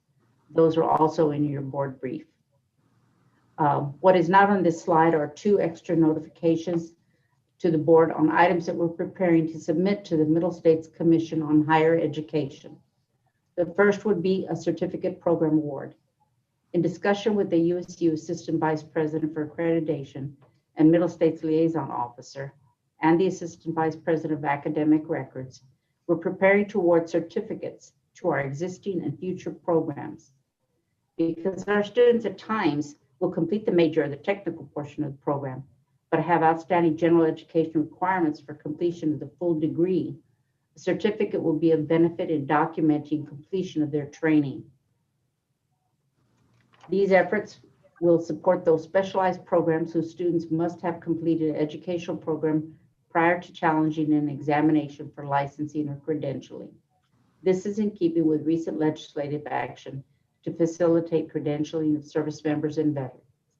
Examples of such cost programs are the EMS paramedic and the optician programs. The liaison officer will report the lower credential levels to the Middle States Commission on Higher Education. Another notice is we are going to be requesting a reclassification of the Medical Center of Excellence and Joint Special Operations Medical Training Center from other instructional sites to additional locations under the College of Allied Health Sciences. This will allow us to offer more than 50% of an educational program with residency credits. This will also allow us to consider the program requests for new development that would exceed that limit Examples of this are the Army Licensed Practical Nurse Program, the Animal Care Veterinary Technology, and Food Inspection Safety Technology offered at the Medco. Likewise, at the JSOMC, they requested development of the Civil Affairs Medical Sergeant Program. This program requires completion of Part A, which is the Emergency Medical Services Paramedic course, as well as an additional semester hours of instruction in the Specialty Civil Affairs, or Part B, thereby that exceeding the 50% rule. Students may have taken the Part A paramedic in prior years to their enrollment in the Civil Affairs course, or they can take it all as one full program in a seamless transition. This is also the situation that may occur with the Advanced Technical Provider Program that I'll be presenting in a bit, although with sufficient hours to warrant a bachelor's degree. Next slide, please. We have two action item requests for the board, and the first is for the approval of the Advanced Tactical Provider Program. Therefore, in accordance with USU PPM 008-2019, establish of due academic programs, and as detailed in the supplemental information of this report, this new program is proposed for implementation at the next available iteration. All appropriate staffing has been conducted at the university and approved for submission to the Board of Regents. The Advanced Technical Provider Program has been evaluated for inclusion in the CAS catalog as requested by the Special Operations Center of Excellence, Joint Special Operations Medical Training Center. This is proposed as a Bachelor of Science in Health Sciences degree that is open to Army and Navy students. This program trains and qualifies selected Army non-commissioned officers as Special Forces Medical Sergeants and selected sailors as Special Operations Independent Duty Corpsmen. This is a 2+2 program that includes a Special Operations Paramedic program, which is required for entry. Individuals are taught the advanced medical skills and knowledge required to perform as supervised medical providers in conventional medical environments. They're also taught the skills necessary to support the Special Operations Forces mission by sustaining combat casualties and medical patients in both U.S. and host nations indefinitely during continuous combat operations in austere, hostile fire environments without conventional casualty evacuation assets or resupplies. The Joint Special Operations Medical Training Center is institutionally accredited by the Council on Occupational Education. They are programmatically accredited by the Committee on Accreditation of EMS Professionals, which is the functional body of the Committee on Accreditation of Allied Health Education Professionals. It's also accredited by the Association for Assessment and Accreditation of Laboratory Animal Care International. Graduates are eligible to certify as National Registry of Emergency Medical Technicians, paramedic. This program is proposed at 42 semester credit hours in the major toward the required 120 credits in a bachelor's degree. The remaining hours are completed through general education coursework, transfer coursework, and direct assessment. As a 2+2 program, the Special Operations Paramedic Program generates 31 semester credits, which are transferred in. The FY21 projected student load is 263 students, with 223 in the Army and 40 from the Navy. There are no significant concerns at the time of submission, and the program is fully resourced by the Special Operations Center of Excellence, and there are no concerns for staffing impact. Board action is requested that they concur with the recommendation to implement the Advanced Tactical Provider Program at the next available iteration, projected to be on November the 9th, 2020. Thank you for the recommendation. I would invite comments, particularly from the Regents, but also particularly from the Surgeon Generals about these programs and how this program, how it supports your objectives. So the floor is open.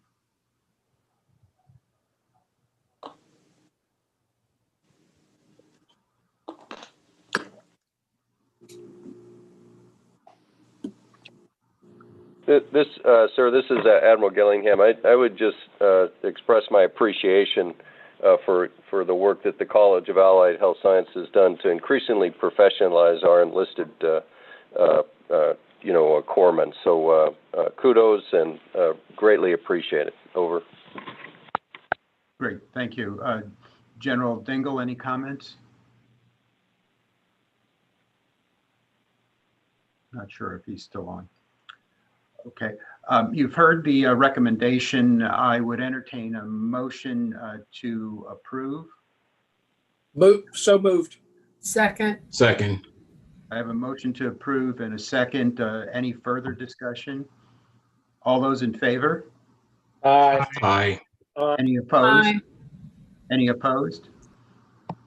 Any abstentions? The motion carries.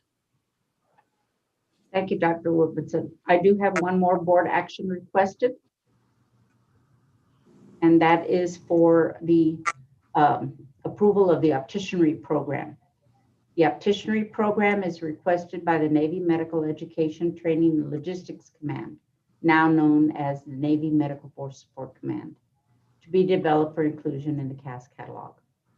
This is proposed as an Associate of Science and Health Sciences degree that's open to Army and Navy students, with Air Force attending only as service requirements on a quota basis.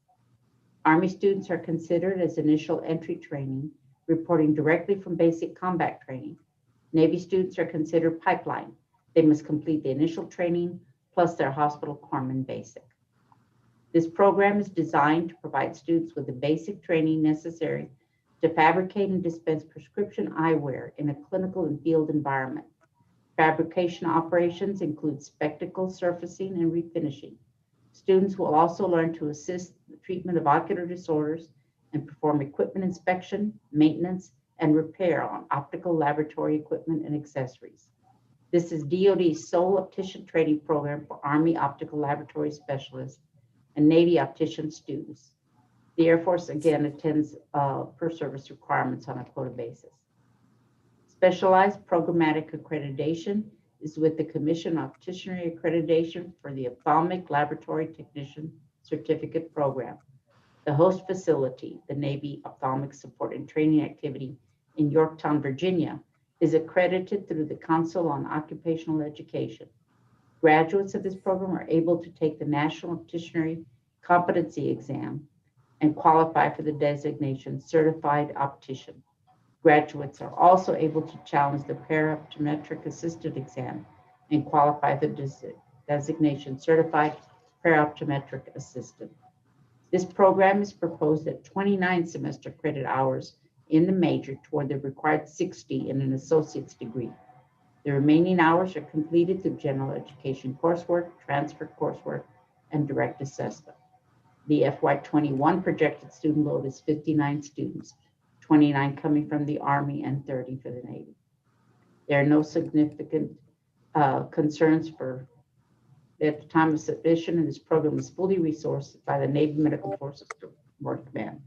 No staffing concerns at the time of submission are anticipated.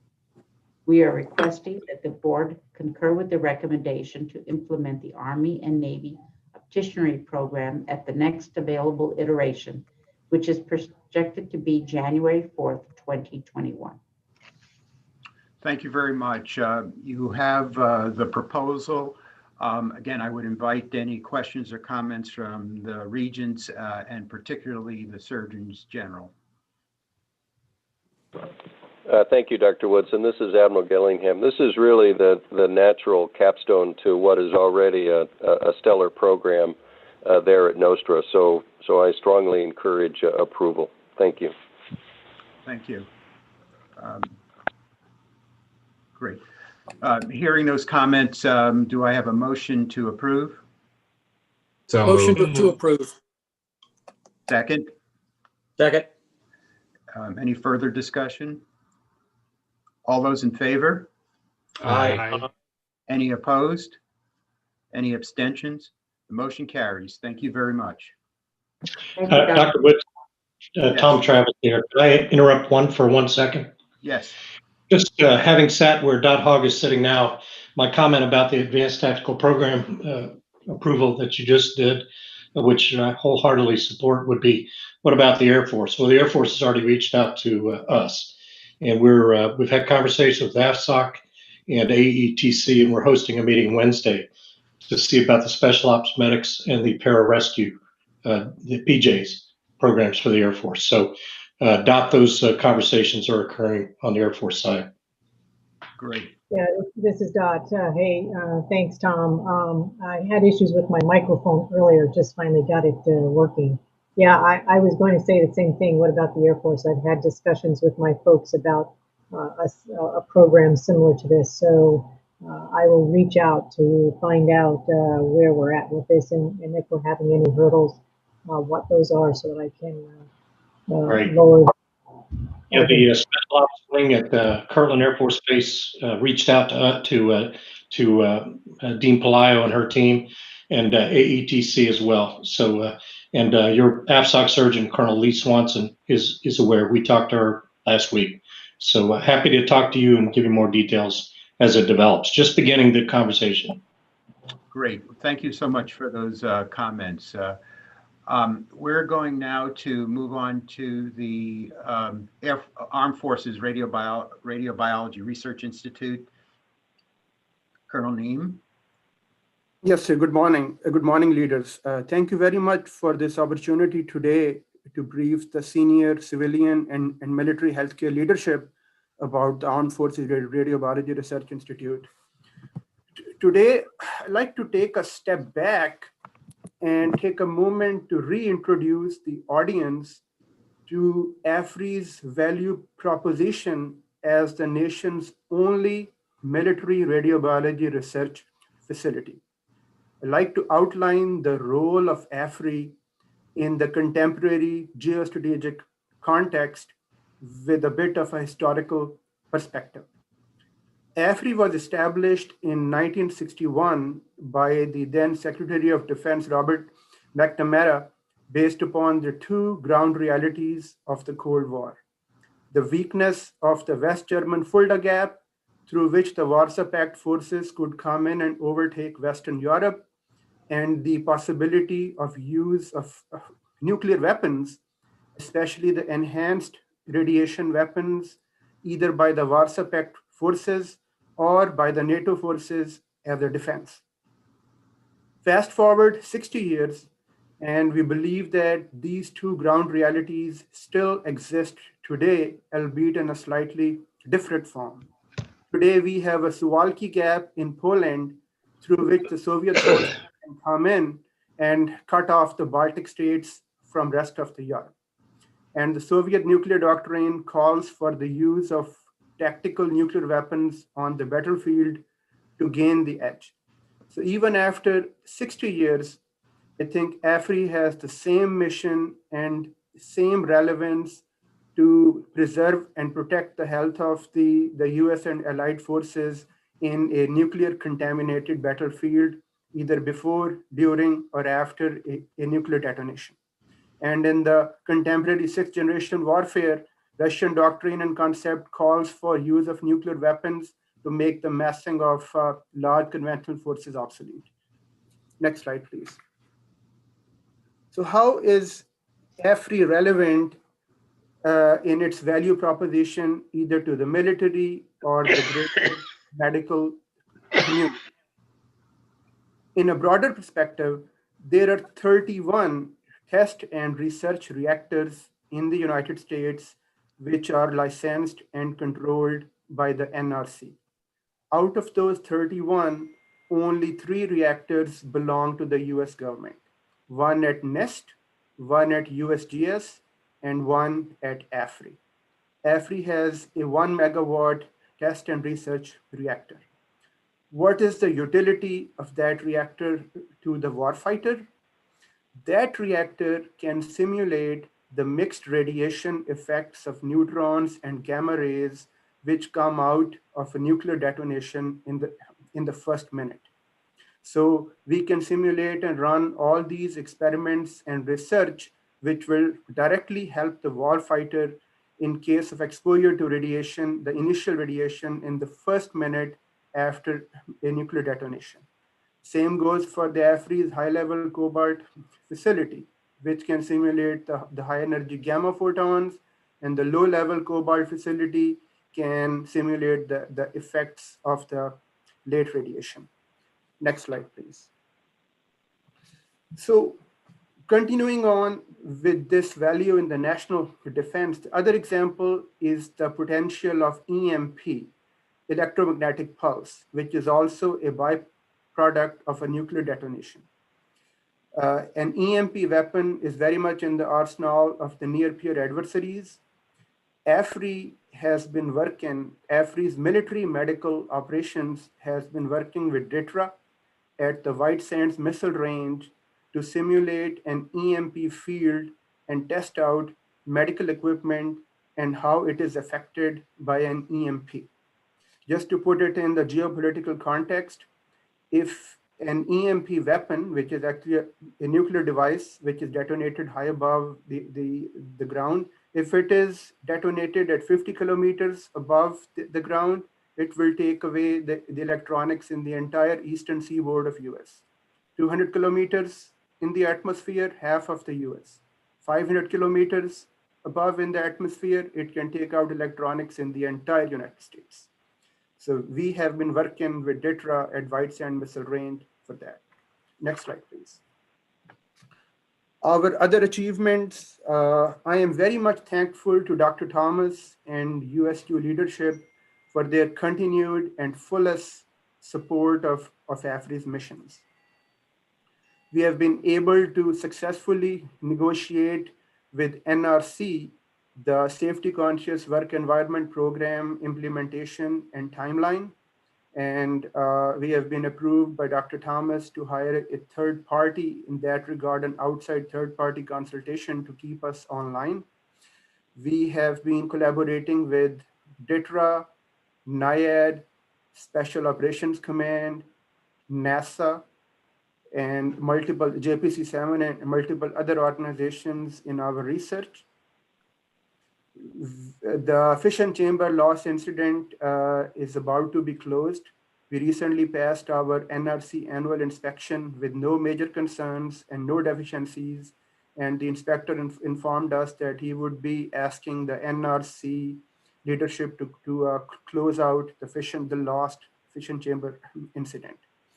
With the help from USU leadership, we have been rapidly filling our manning requirements.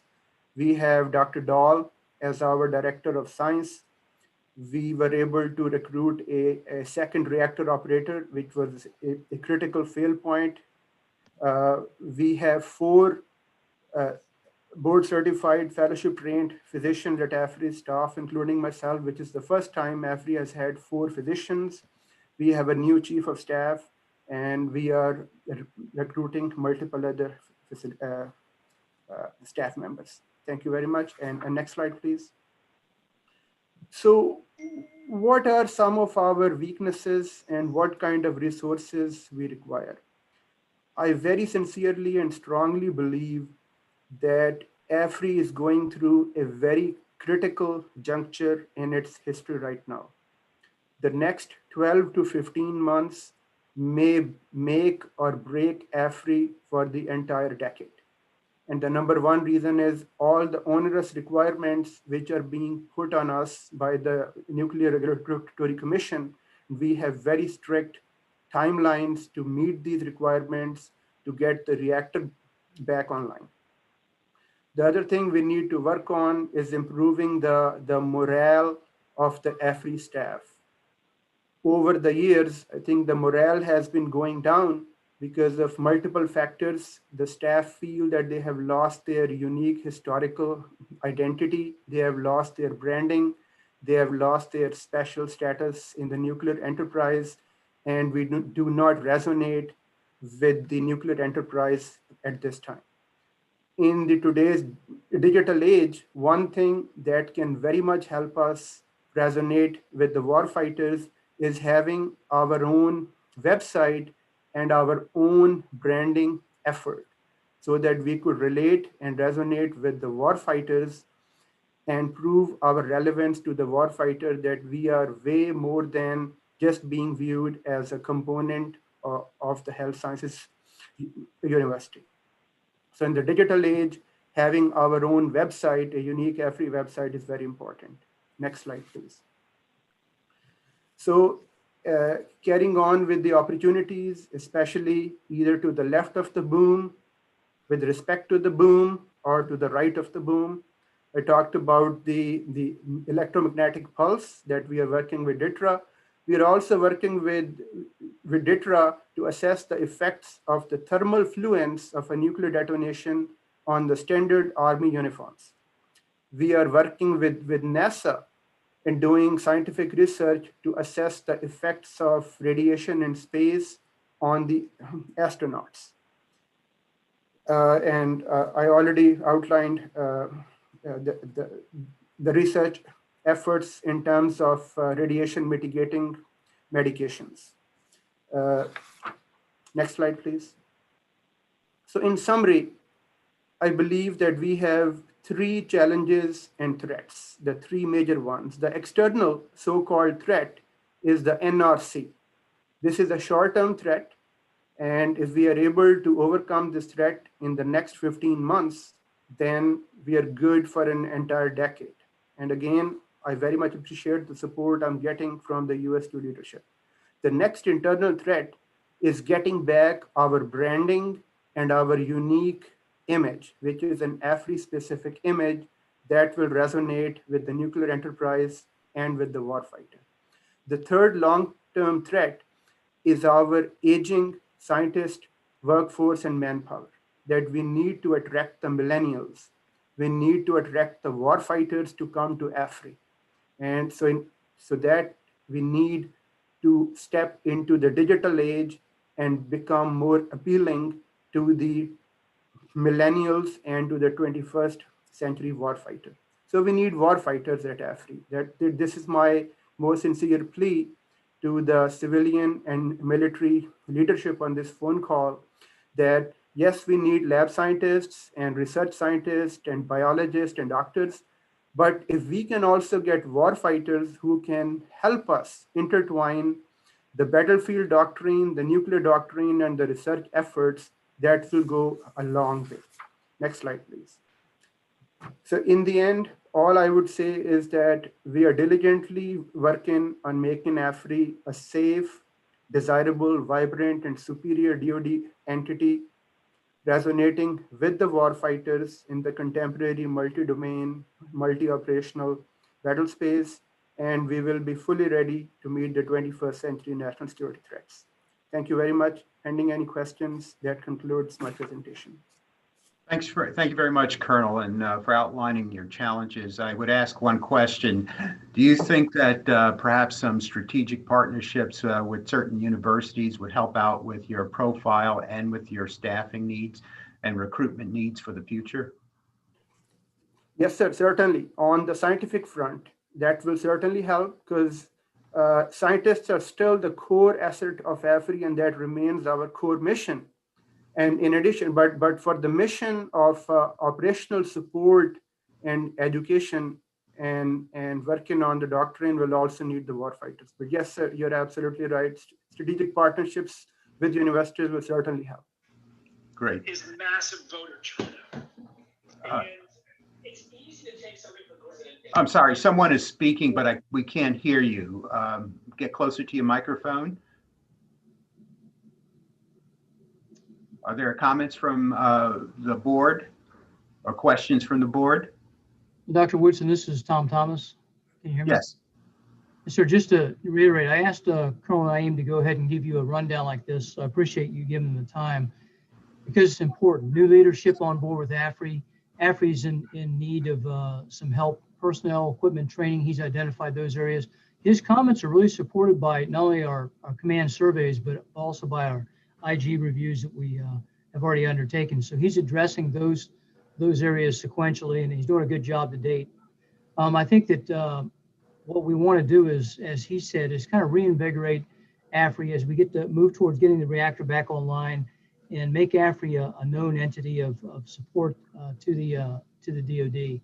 So I think he's on track with that. And I'd like him to go ahead and give you regular updates on how he's doing, how he's progressing with that plan in the future. Over.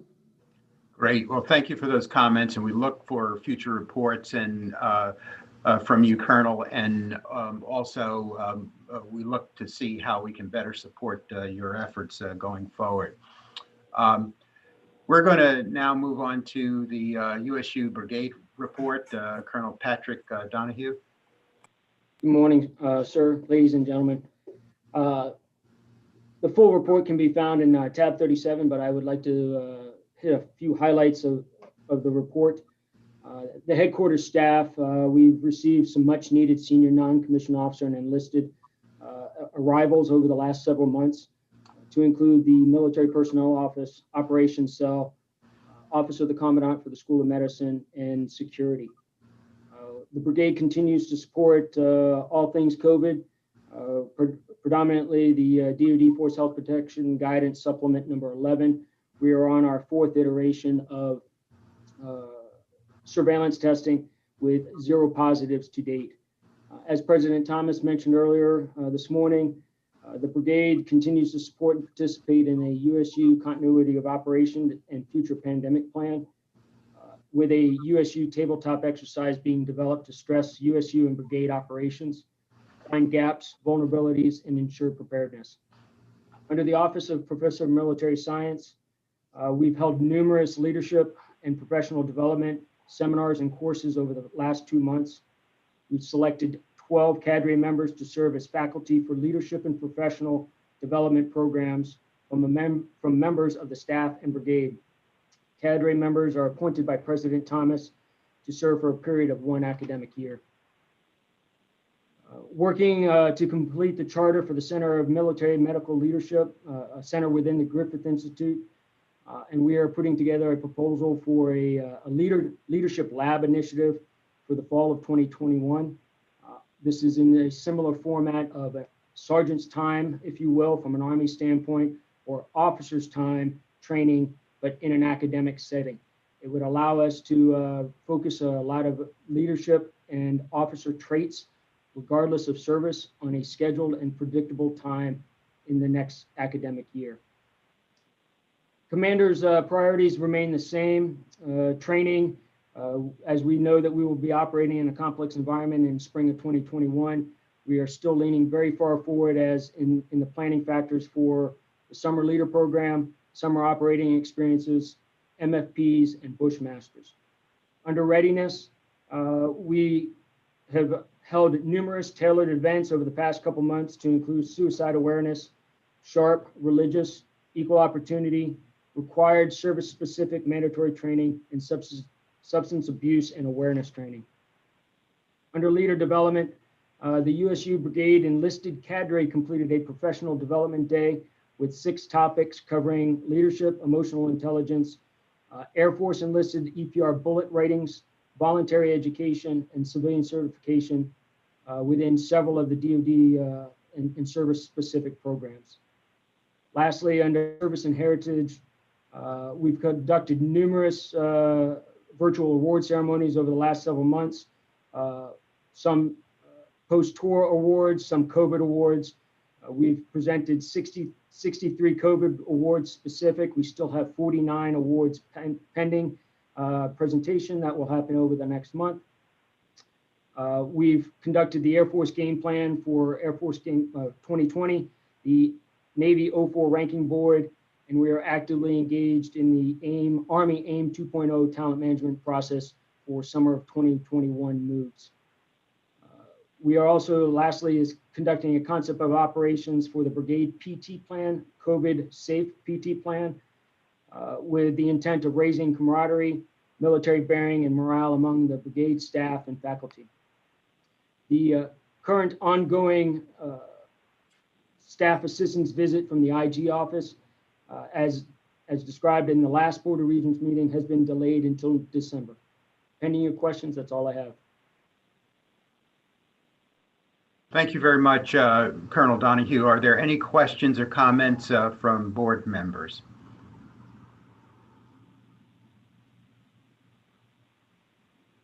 Well, thank you for your ongoing efforts. Clearly a lot going on in Brigade headquarters, and we look forward to future reports. We're going to move on now to the Campus South report. Dr. Travis. Thank you, Dr. Woodson. My report's found at tab 38. Short report. I'm going to add a couple items to it, of course, things that have developed in the last month since I submitted the report. On the 25th of September, Joint Base San Antonio, which includes Fort Sam, lowered the health protection condition, HPCON, from Charlie to Bravo Plus, which effectively opened the base to other than non-essential or mission-critical employees.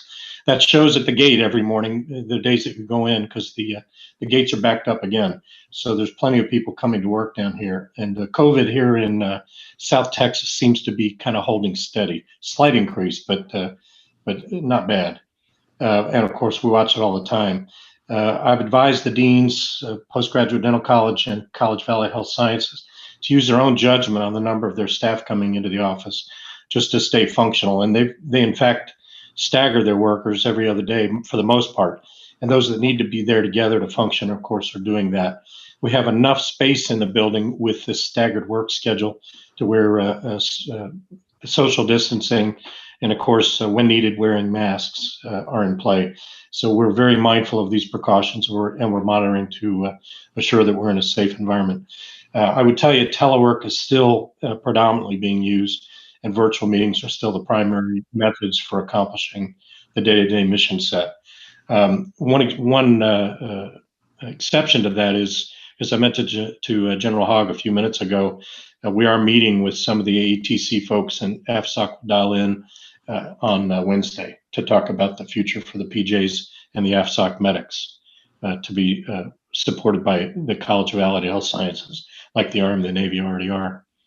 I made a comment in my report about the new assistant vice president for the Southern region, Colonel retired Bruce Pete Peters, goes by Pete. He's on board, doing a great job already. We miss Chuck Potter, but I get to see him every week on the golf course, so he's not gone and not forgotten. An additional item that's not in the report is Pete and I, in just a couple hours, are meeting with the new Joint Base San Antonio commander, Brigadier General Carolyn Miller. She is already got a great reputation being very supportive of the mission partners. We're going to introduce her to what USU South does on her post, and all of the other folks on the post, like METC, MedCOE, and the Navy Medical Forces Support Command, how we're in support of those training institutions, make sure she's aware of what we do and why we're there. The other thing that's still in play, and I know we haven't talked about this in quite a while, is South Beach. There's still a move potentially now to go back to what we suggested 4 years ago, which is to, no kidding, do a long-term lease on that building and let the current owners do the renovation and then amortize that cost over the life of the lease. That has gained some traction again because Defense Health Agency is kind of preferring that course of action. That's still up for discussion. I think it was even on the mayor's itinerary when he visited the Pentagon and Defense Health Agency recently. So there'll be more discussion on this. Of course, we're not the major player in that conversation, but we have an equity. And being one of the senior officers down here in this region, we certainly are talking with the other mission leaders about the future DHA footprint here on Joint Base Fort Sam, which is, I'm told, General Place is very much in favor of. I don't think General Place is on the call. The final thing I'll mention is we just did, this is information only as well. We just did another session of the Medical Executive Skills and Decision-Making Med Excellence that USU hosts 5 times a year. We generally are out and about doing this around the country, and twice a year we're either in Germany, which we were supposed to be in August, or in January in Honolulu, tough duty. But since June, we've been doing these virtually, and I've got to tell you, they've gone extremely well. The student feedback has been very positive. We're actually able to double and more than double the class size because it's virtual. We really look forward someday to getting back to doing it face-to-face, or maybe some blended opportunity. As Surgeon General Adams said, we're not probably going to go back to the way we were, but we've learned some things as we've done this virtually. And again, the feedback has been very positive. So kudos to the USU team and faculty who put on that course, and I'm very proud to be part of that as well. Pending any comments or questions, that's all I have from the Southern region. Thank you very much, General Travis. Are there any comments or questions from the board? Again, we look forward to future updates. We're going to move on to Campus West. Dr. Roberts. Dr. Woodson, President Thomas, ladies and gentlemen, good morning. Nice to see you all and have the chance to do a short presentation today. I'm in DC right now. I was in the Western Region office last week. If you look at current issues, my only comment will be as the former chair of the VPR Search Committee, an absolutely superb process with great professionals with, as you all will remember, 26 applicants from around the country. I'm delighted to have participated in that process and to add my welcome to Dr. Mark Kortepeter. I'm not giving him much space to take a deep breath. As he is aware, I am on his schedule for tomorrow to discuss a couple of issues. In a rare lapse of judgment, my boss, President Thomas, has selected me as USU's chair for our Middle States Self-Study Steering Committee. I have participated in the webinars from Middle States so far. Of course, Steve Henske, from whom you will hear shortly, remains the institutional official, the accreditation liaison officer. Mr. Brian Rim is my co-chair. And I'll just mention, as I did at the cabinet a week and a half ago, I'll mention to the Board of Regents that what this old, rusty, retired emergency physician have learned so far is that lines of inquiry in the process leading to what I anticipate will be a full 10-year accreditation in the spring of 2023. Lines of inquiry are critical. The demonstration of data or evidence in support of the standards rather than anecdote, and critically importantly, and the deans are aware of this, evidence of student voice and engagement, as I said, with evidence thereof. More on that to follow. I suspect that at future Board of Regents meetings, Steve Henske and I will decide how to divvy up our updates as we proceed down the self-study and move to reaccreditation. Very importantly, the DHA J7 and Uniformed Services University have resumed their flag SES General Officer Senior Strategy Group in support of education and training collaboration. We had been on a strategic pause for, I guess, close to 6 months. Brigadier General Fligge, the relatively new, I guess not so new anymore, J7. I think she came on board at the time of AMSIS last year, which occurs to me, of course, is just about a year ago, or almost a year ago. And her very new deputy, and also even newly promoted Colonel Strobel and Alan Nordholm, my deputy, and I have served as the executive committee for the Senior Strategy Group. Dr. Woodson, Regents, please be assured that we have picked up the pace and are actively now studying continuing education, accreditation, and distributed learning, the last of which, especially in the setting of lessons learned from the pandemic. The huge successes and those areas where we could contribute more or perhaps do it differently and potentially even do it better. With Alan Nordholm's help, or I say with his leadership and collaboration with Tim Rapp here at USU and with the DHA J6, Mr. Pat Flanders and his team, we are starting to see G Suite functionality at military treatment facilities. So I was very proud last week in my office at Naval Medical Center San Diego. Thank you, Admiral Gillingham, for that opportunity to continue to be a tenant. Was able to do several Google Meet virtual meetings, which virtually nobody else at a domiciled at an MTF are able to do. We look forward to future partnerships with the J6 and with Tim Rapp as we expand those capabilities to billeted faculty at the Western Region MTFs and ultimately to students, and look for new opportunities such as Zoom capability, which of course currently is not available at the MTFs.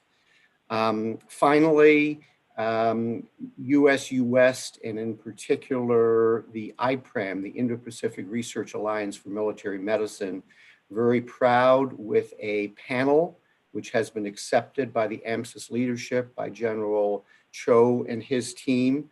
And last week, while I was in San Diego, participated along with Dr. Bruce Dahl, AVP within the Office of Research, who has been the interim co-chair for me for IPRAM. We recorded with several military and non-military partners a panel in support of research collaboration and accomplishments, primarily but not exclusively in the arena of COVID-19, of SARS-CoV-2. And finally,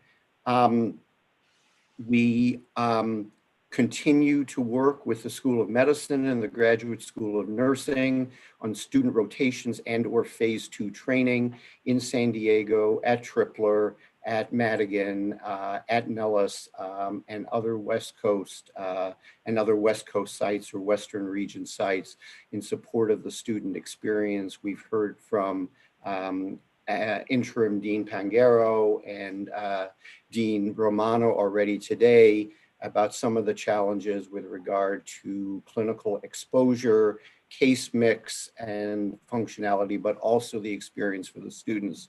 And we will continue to work very closely with that.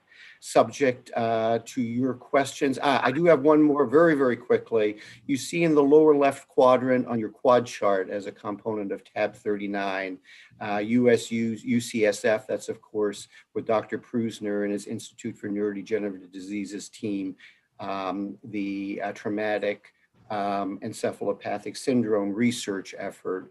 That's one of the subjects I'll be speaking about with Dr. Corder-Peter tomorrow as we look to firm up that relationship and get some results leading to drug discovery in support of the warfighter.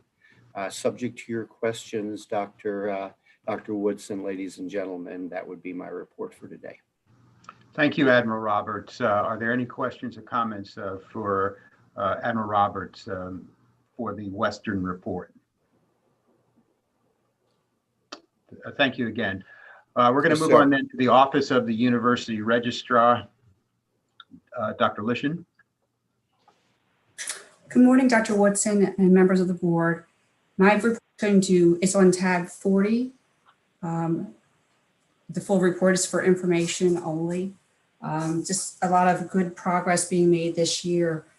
So if you can see on the PowerPoint here, you're going to see a lot of information about the RCC, the Registrar's Coordination Committee. So thanks to Mr. Shoemaker and Al Middleton, after the Registrar's ConOps, we've been able to stand up the RCC, which did a lot of good work last year. We're moving into our second year, and we're continuing to focus on middle states initiatives, centralizing registrar functions, and improving the student information system.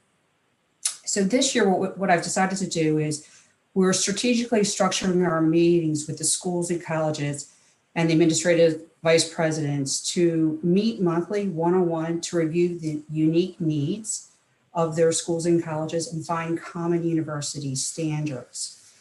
The plan is to bring these policies forward to President's Cabinet for adoption and implementation so that we can be better aligned for our middle states visit coming up. What you'll see here on this slide is we've discussed in great detail the academic year policy and a scheduling policy, which is ready to come forward to the President's Cabinet for further discussion. We're also working on, what you don't see here, we're working on a student registration policy and an academic standing policy. Those policies, as well as the academic year and course schedule, we're hoping to be able to present to the board at the next February meeting that these are in fact complete. So just a little detail, you'll see it in the report, but the academic year policy helps align our annual report with middle states. And Steve Henske can give you some of that detail, shall he feel inclined to during his update. But we have a great deal of complications in getting that data to middle states. And I think this policy will be nice and it'll help structure that moving forward. The course schedule policy is going to help us with accurate enrollment. As Dr. Roberts just mentioned, distance learning has become a big topic with the pandemic, and that capturing that data is critical, and that's part of the course schedule policy as well. The other thing I'm happy to announce to everybody is last year we implemented a policy for the university catalog, and that was to address a concern from middle states. And I wanted to give a shout out and a thank you to the OCIO team, contracts and finance. So without their help, we would never have procured the system as quickly as we did. We were able to get that established before the end of the fiscal budget. We've already started meetings with the vendor, and the goal is for us to launch it in spring 2020, or I'm sorry, 2021. And again, that will be another initiative to help us with our upcoming Middle States visit. And then lastly, I just wanted to mention about COVID, the impacts on the office. We had a little bit of a shaky start, as I'm sure a lot did in the spring. That was our busiest period with graduating so many students, but it's become the norm. The office is primarily teleworking, and the primary reason to have to come to campus is the historical paper environment, the mail coming in and distributing transcripts going out. But, you know, an unintended consequence that worked very well for us. For CASH down in San Antonio, we've had a lot of the METC leadership step up, and they've brought students on for the onboarding of orientation. So as we speak today, I've already seen 42 students come through for the paramedic or the pharmacy tech, I'm sorry. And that's all to the help and the collaboration with the METC environment. And that would be for the Army, Navy, and Air Force group. So that's concluding my report, subject to any questions. Thank you very much for that report. Are there any questions or comments from the board? Thank you very much for that report. We're going to then move on to Dr. Jaworski's report from the Office of the Inspector General. Good morning, Dr. Woodson, members of the board. I would just like to point out that my slides are in tab 27 and supplemental annual report in tab 41. I'd like to just provide the highlights of fiscal year 20 activities within the office. We had 53 contacts to the hotline here at USU, of which 7 hotline contacts remain open for determination. 1 has been held over for an investigation. Of the contacts to the office, 77% are internal contacts, 23% are from the Department of Defense Office of Inspector General. I'd like to point out that 61% of the contacts that come to the office have resulted in assistance and referral versus being held over for investigation. So that suggests that people are coming information seeking to the IG, utilizing that confidential resource to then help seek guidance to get their answers and their concerns addressed. We've streamlined the timeline to determination of whether a contact turns into an investigation or an assistance or a declination. Our goal is 30 days. In FY20, we have averaged 26 days with a range of 1 day to 160 days. With regard to investigations, we closed 7 investigations in FY20, 6 of which were holdover from calendar years 18 and 19. And 50% of those allegations were substantiated and submitted for appropriate administrative action. Next slide, please. As we continue to grow and refine our inspections and evaluations process, we completed an evaluation of inventory processing, specifically evaluating internal controls. The unit that was assessed lacked sufficient internal controls, accountability for access, and that unit has provided a response and timeline to actions taken needed to resolve these deficiencies. We initiated an inspection of the USU Brigade operations that currently is on hold as we streamline and better our processes and practices. And we had one health and safety evaluation that was resultant from a hotline complaint. And we found that there was lack of clear and consistent health and safety communication within the unit. We provided a summary of those findings and recommendations to the unit management, and they have since taken action on those recommendations. Next slide, please.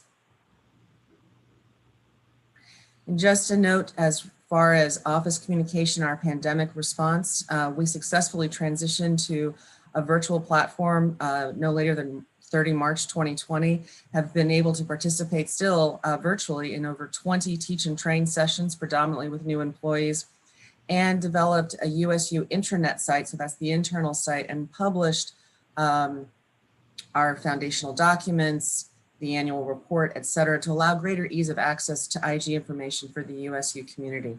Pending your questions, sir, that concludes my report. Thank you very much for that report. Just a quick question. Were there any trends noted in terms of the categories of IG complaints, administrative, EO, sexual harassment, et cetera? Yes, sir. I'm glad you asked that question. In the supplemental report, I noted that we believe by the end of FY21, we'll be able to have quantitative determination of trends. The assistants predominantly have resulted in referring employees back to civilian HR, generally employee relations, as well as to EEO.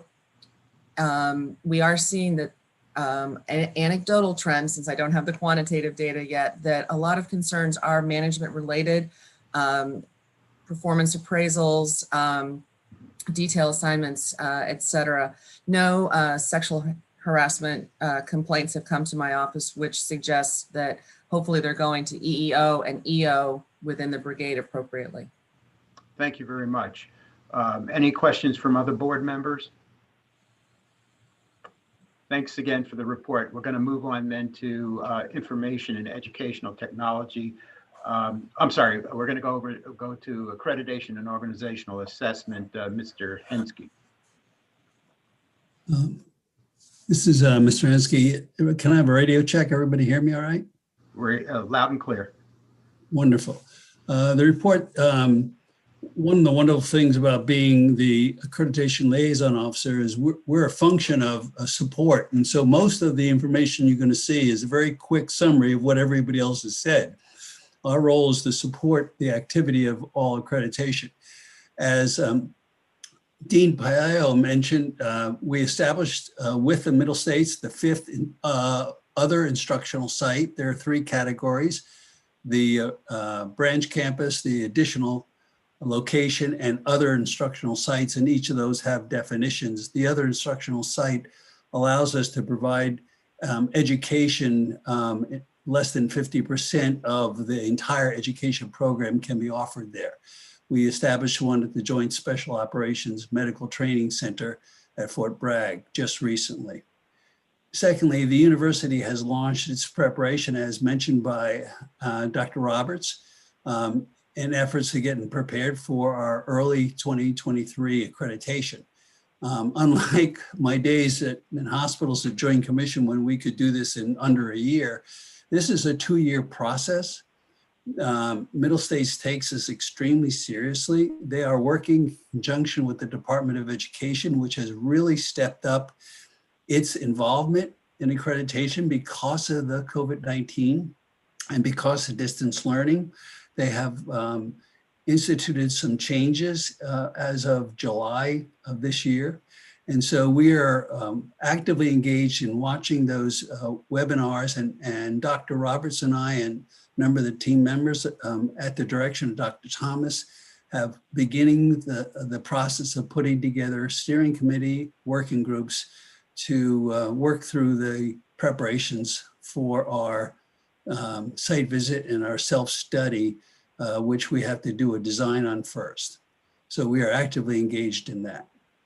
Third, as mentioned, the Nuclear Regulatory Commission did do an inspection. There were no significant findings and concerns, but of course, as mentioned in Dr. Neiman's report, there are other issues that he and that his team feel are important, and we're standing by to help him with anything dealing with the licensures and accreditation.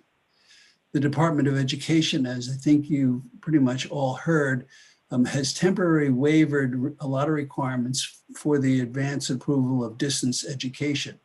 In the past, you had to have advanced approval to do any distance education. Fortunately, USU had been out front and had a number of programs already approved. And that requirement for temporary distance education expires on December 31st, but we're in good shape for that. Next slide, please. Actually, Mr. Chairman, may I interject with a question on that last slide? I'm interested in whether or not you think, given the circumstances, the Department of Education is likely to extend those waivers. I mean, given the amount of distance education occurring and the pressure on facilities, given the pandemic, it would seem to me odd to sort of expire at the end of this year when all the other public health emergency declarations and everything else are being continued. Honorable Berg, that's a great question, because a lot of institutions are asking exactly that question. But what they have done now is, as of November 1st, any institution that did not have distance education as part of their academic curriculum had to submit a substantive change request, which is a very extensive study and preparation on what they were going to do moving forward. For those institutions that already had distance education, they are focusing on getting periodic reports coming back going forward. But to answer your question directly, I would have thought that they would have extended it. It's now November 1st. I would have thought they would have done that by now. I don't get a sense that they're going to do it. But I think that it's going to have a lot to do with the pushback they get from institutions that have to try to maintain that academic rigor. And their concern is, how well are they doing? And they really haven't developed a vehicle for measuring how strong those distance learning programs are. Over. Thank you very much. Thank you very much. Great. Can I have the next slide? Just let me, well, the first one is really empathetical. Early in March 2020, the Department of Education Middle States relaxed the rules on on-site accreditation visits. They are going to continue doing virtual site visits. The ones they've done so far have been very successful and very thorough. Secondly, in early April, they went to this effort of having us report on temporary measures to move on-site to online distance learning.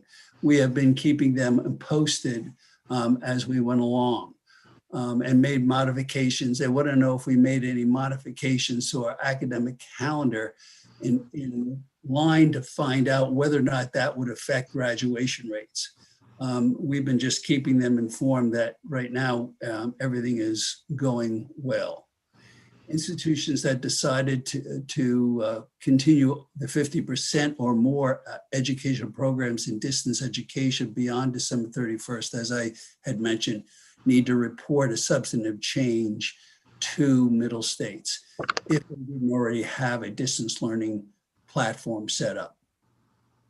Over. And just a couple of additional questions.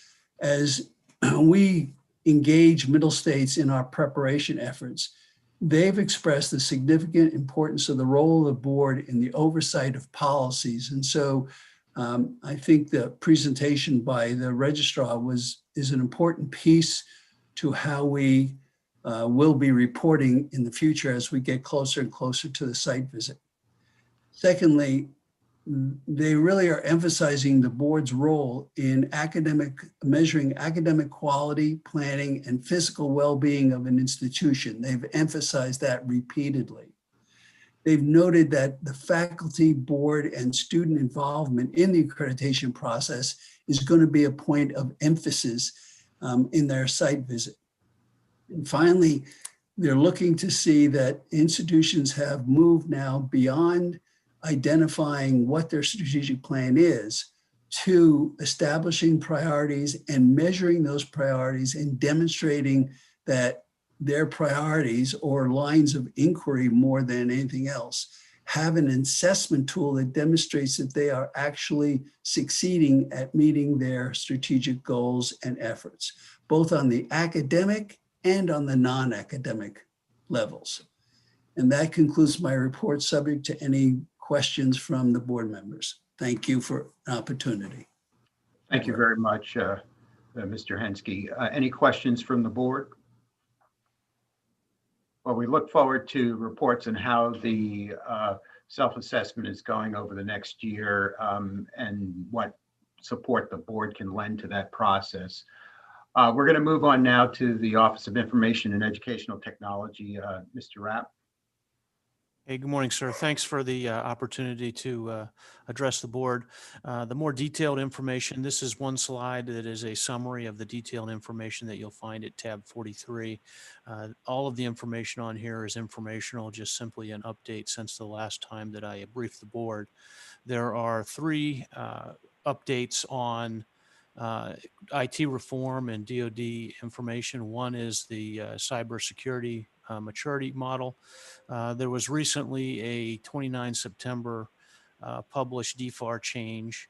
The change is really a focus on moving to verify compliance with NIST 853 and 800-171. And just as a reminder, what those are is if you're a vendor or a contractor working with the government or USU, if you're performing functions under contract that would be considered, basic and organic to what DoD does. In other words, you're managing a DoD federal information system, then you're required to meet all the controls that are found in 800-53. If you're simply performing a service and rendering a deliverable, a product on behalf of the government, then you're required to meet sort of the lesser number of controls that are found in 800-171. This has been on the books for some time, but not really. What I'll say is it's really been more of a pencil drill. And what DoD is trying to do as it secures its supply chain is put some verification and some compliance into this. It was an interim publication on the 29th. It actually, part of it goes into effect on the 1st of November. Full compliance for this, really, we won't see it included in all contracts until the fall of 2025. What this means is that a vendor, in order to even get awarded any type of contract, they're going to have to at least meet sort of a basic verification by a third party for a basic compliance. Unknown what that will mean for us long term as far as contract cost increase, but one that we will simply keep an eye on as it develops. The second update under the IT reform area is I shared previously that we were asked for a fairly large, participated in a fairly large data call back in 2019 as part of the academic organizations across DoD.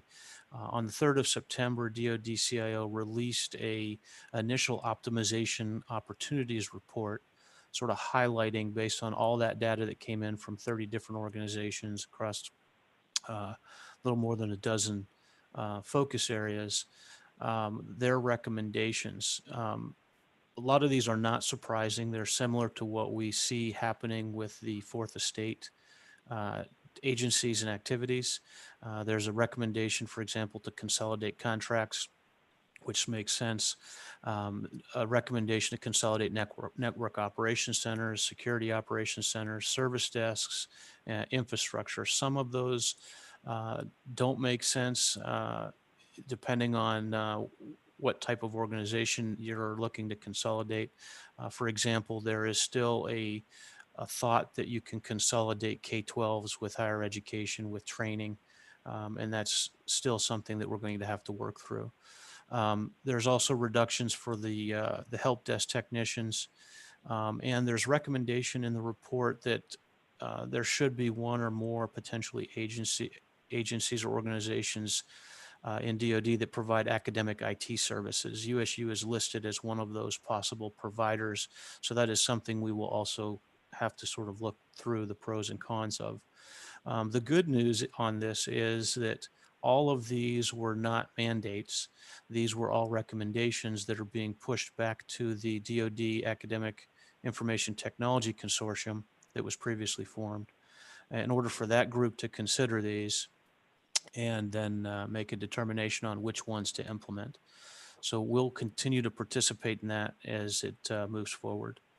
And then the third IT update is the commercial virtual remote environment that DoD deployed probably about a month or so into the COVID pandemic was extended. It was planned to go offline at the end of September. It was extended to December, and it's now been extended to June of 2021. DoD's intent is to deploy, right now that's really just the web conference tool, Microsoft Teams. DoD's intent, I think what they're seeing is the same thing we saw in 2010 and 2011 when we did our pilot with Google G Suite for Government at the time, which is now called Workspace. They're seeing that there's no way that they are going to pull that back. People see the utility of it. And so their plan is to try and deploy a minimally viable product of the full Office collaboration suite, similar to what we've had since 2011. Our plan is to not migrate. We will simply monitor that at this point and see how that develops, because we know that based on the briefings to date, that will not allow collaboration with outside entities, industry partners, et cetera, when it's at IOC, hopefully in June of 2021. So that's current change in IT reform. From a COVID impact standpoint, that's good. The good news is that from an IT infrastructure and capabilities, we did not really have any significant changes or disruption. There was a lot of increase as far as just-in-time training, external support requests went up. We had about 25K in, web camera type expenses that we sort of, helped folks get set up on those. But other than that, there was not really the disruption that you saw in the news of, YouTube being blocked, bandwidth having to be restricted, couldn't forward phones because bandwidth wasn't available. We didn't have those types of things. We were already at 40% staff teleworking, and pretty much 100% of our staff had already practiced through COOP exercises, how to deliver services remotely. So some of the big lift is obviously shifting content over to a DL. And so that certainly was a big lift, but a lot of ETI's prior developed products were available. And so this is a good news story. The other area where we're going to try and make some lemonade, if you will, out of lemons is from a telework standpoint. We have validated that there is some increased productivity in some of the departments that fall underneath the CIO. The developers are probably the biggest example. Developers usually have a set of headsets on and don't want to be interrupted during the day anyhow, and we've seen their productivity go up. So what we're planning on doing is shifting some of those to permanent telework even after the COVID pandemic completes. That will give us, one, an increased morale, obviously increased productivity. We probably should see some increased retention. And obviously from a recruitment standpoint, we'll be able to recruit folks in the DC area, which is pretty competitive. We'll be able to recruit folks from California, any other location, because they're not going to be restricted by movement and those types of things. As Dr. Roberts mentioned, moving on, the academic services access from the MTFs, it's still an issue, but there have been some recent successes with Mr. Flanders and his group deploying and testing a year-end procurement of a cloud service broker, and that is going to allow some of our initially billeted faculty and students to access those services from MTFs, but the intent is to extend that pilot to national faculty so they would have access. And then the last one, I won't go over all of them, but just some general updates. We have continued to work on projects like voice over IP infrastructure, bandwidth upgrades on the .mil network, as well as changing out some of the infrastructure within the multidisciplinary lab, increasing that from 1 to 10 gigs. And we did, since the last update to the board, obtain our ATO, a renewal of our authority to operate on our EDU network for the maximum of 3 years. So subject to your questions, sir, that's my update for this briefing. Thank you very much for that update. Do any of the board members have questions? Thank you, Mr. Rapp.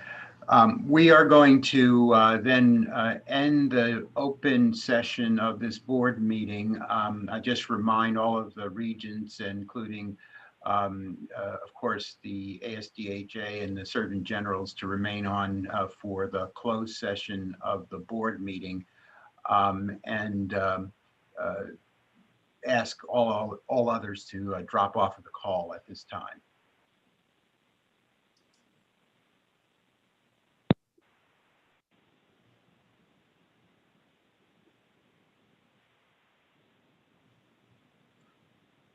We'll give that process a couple of minutes and then we'll reconvene.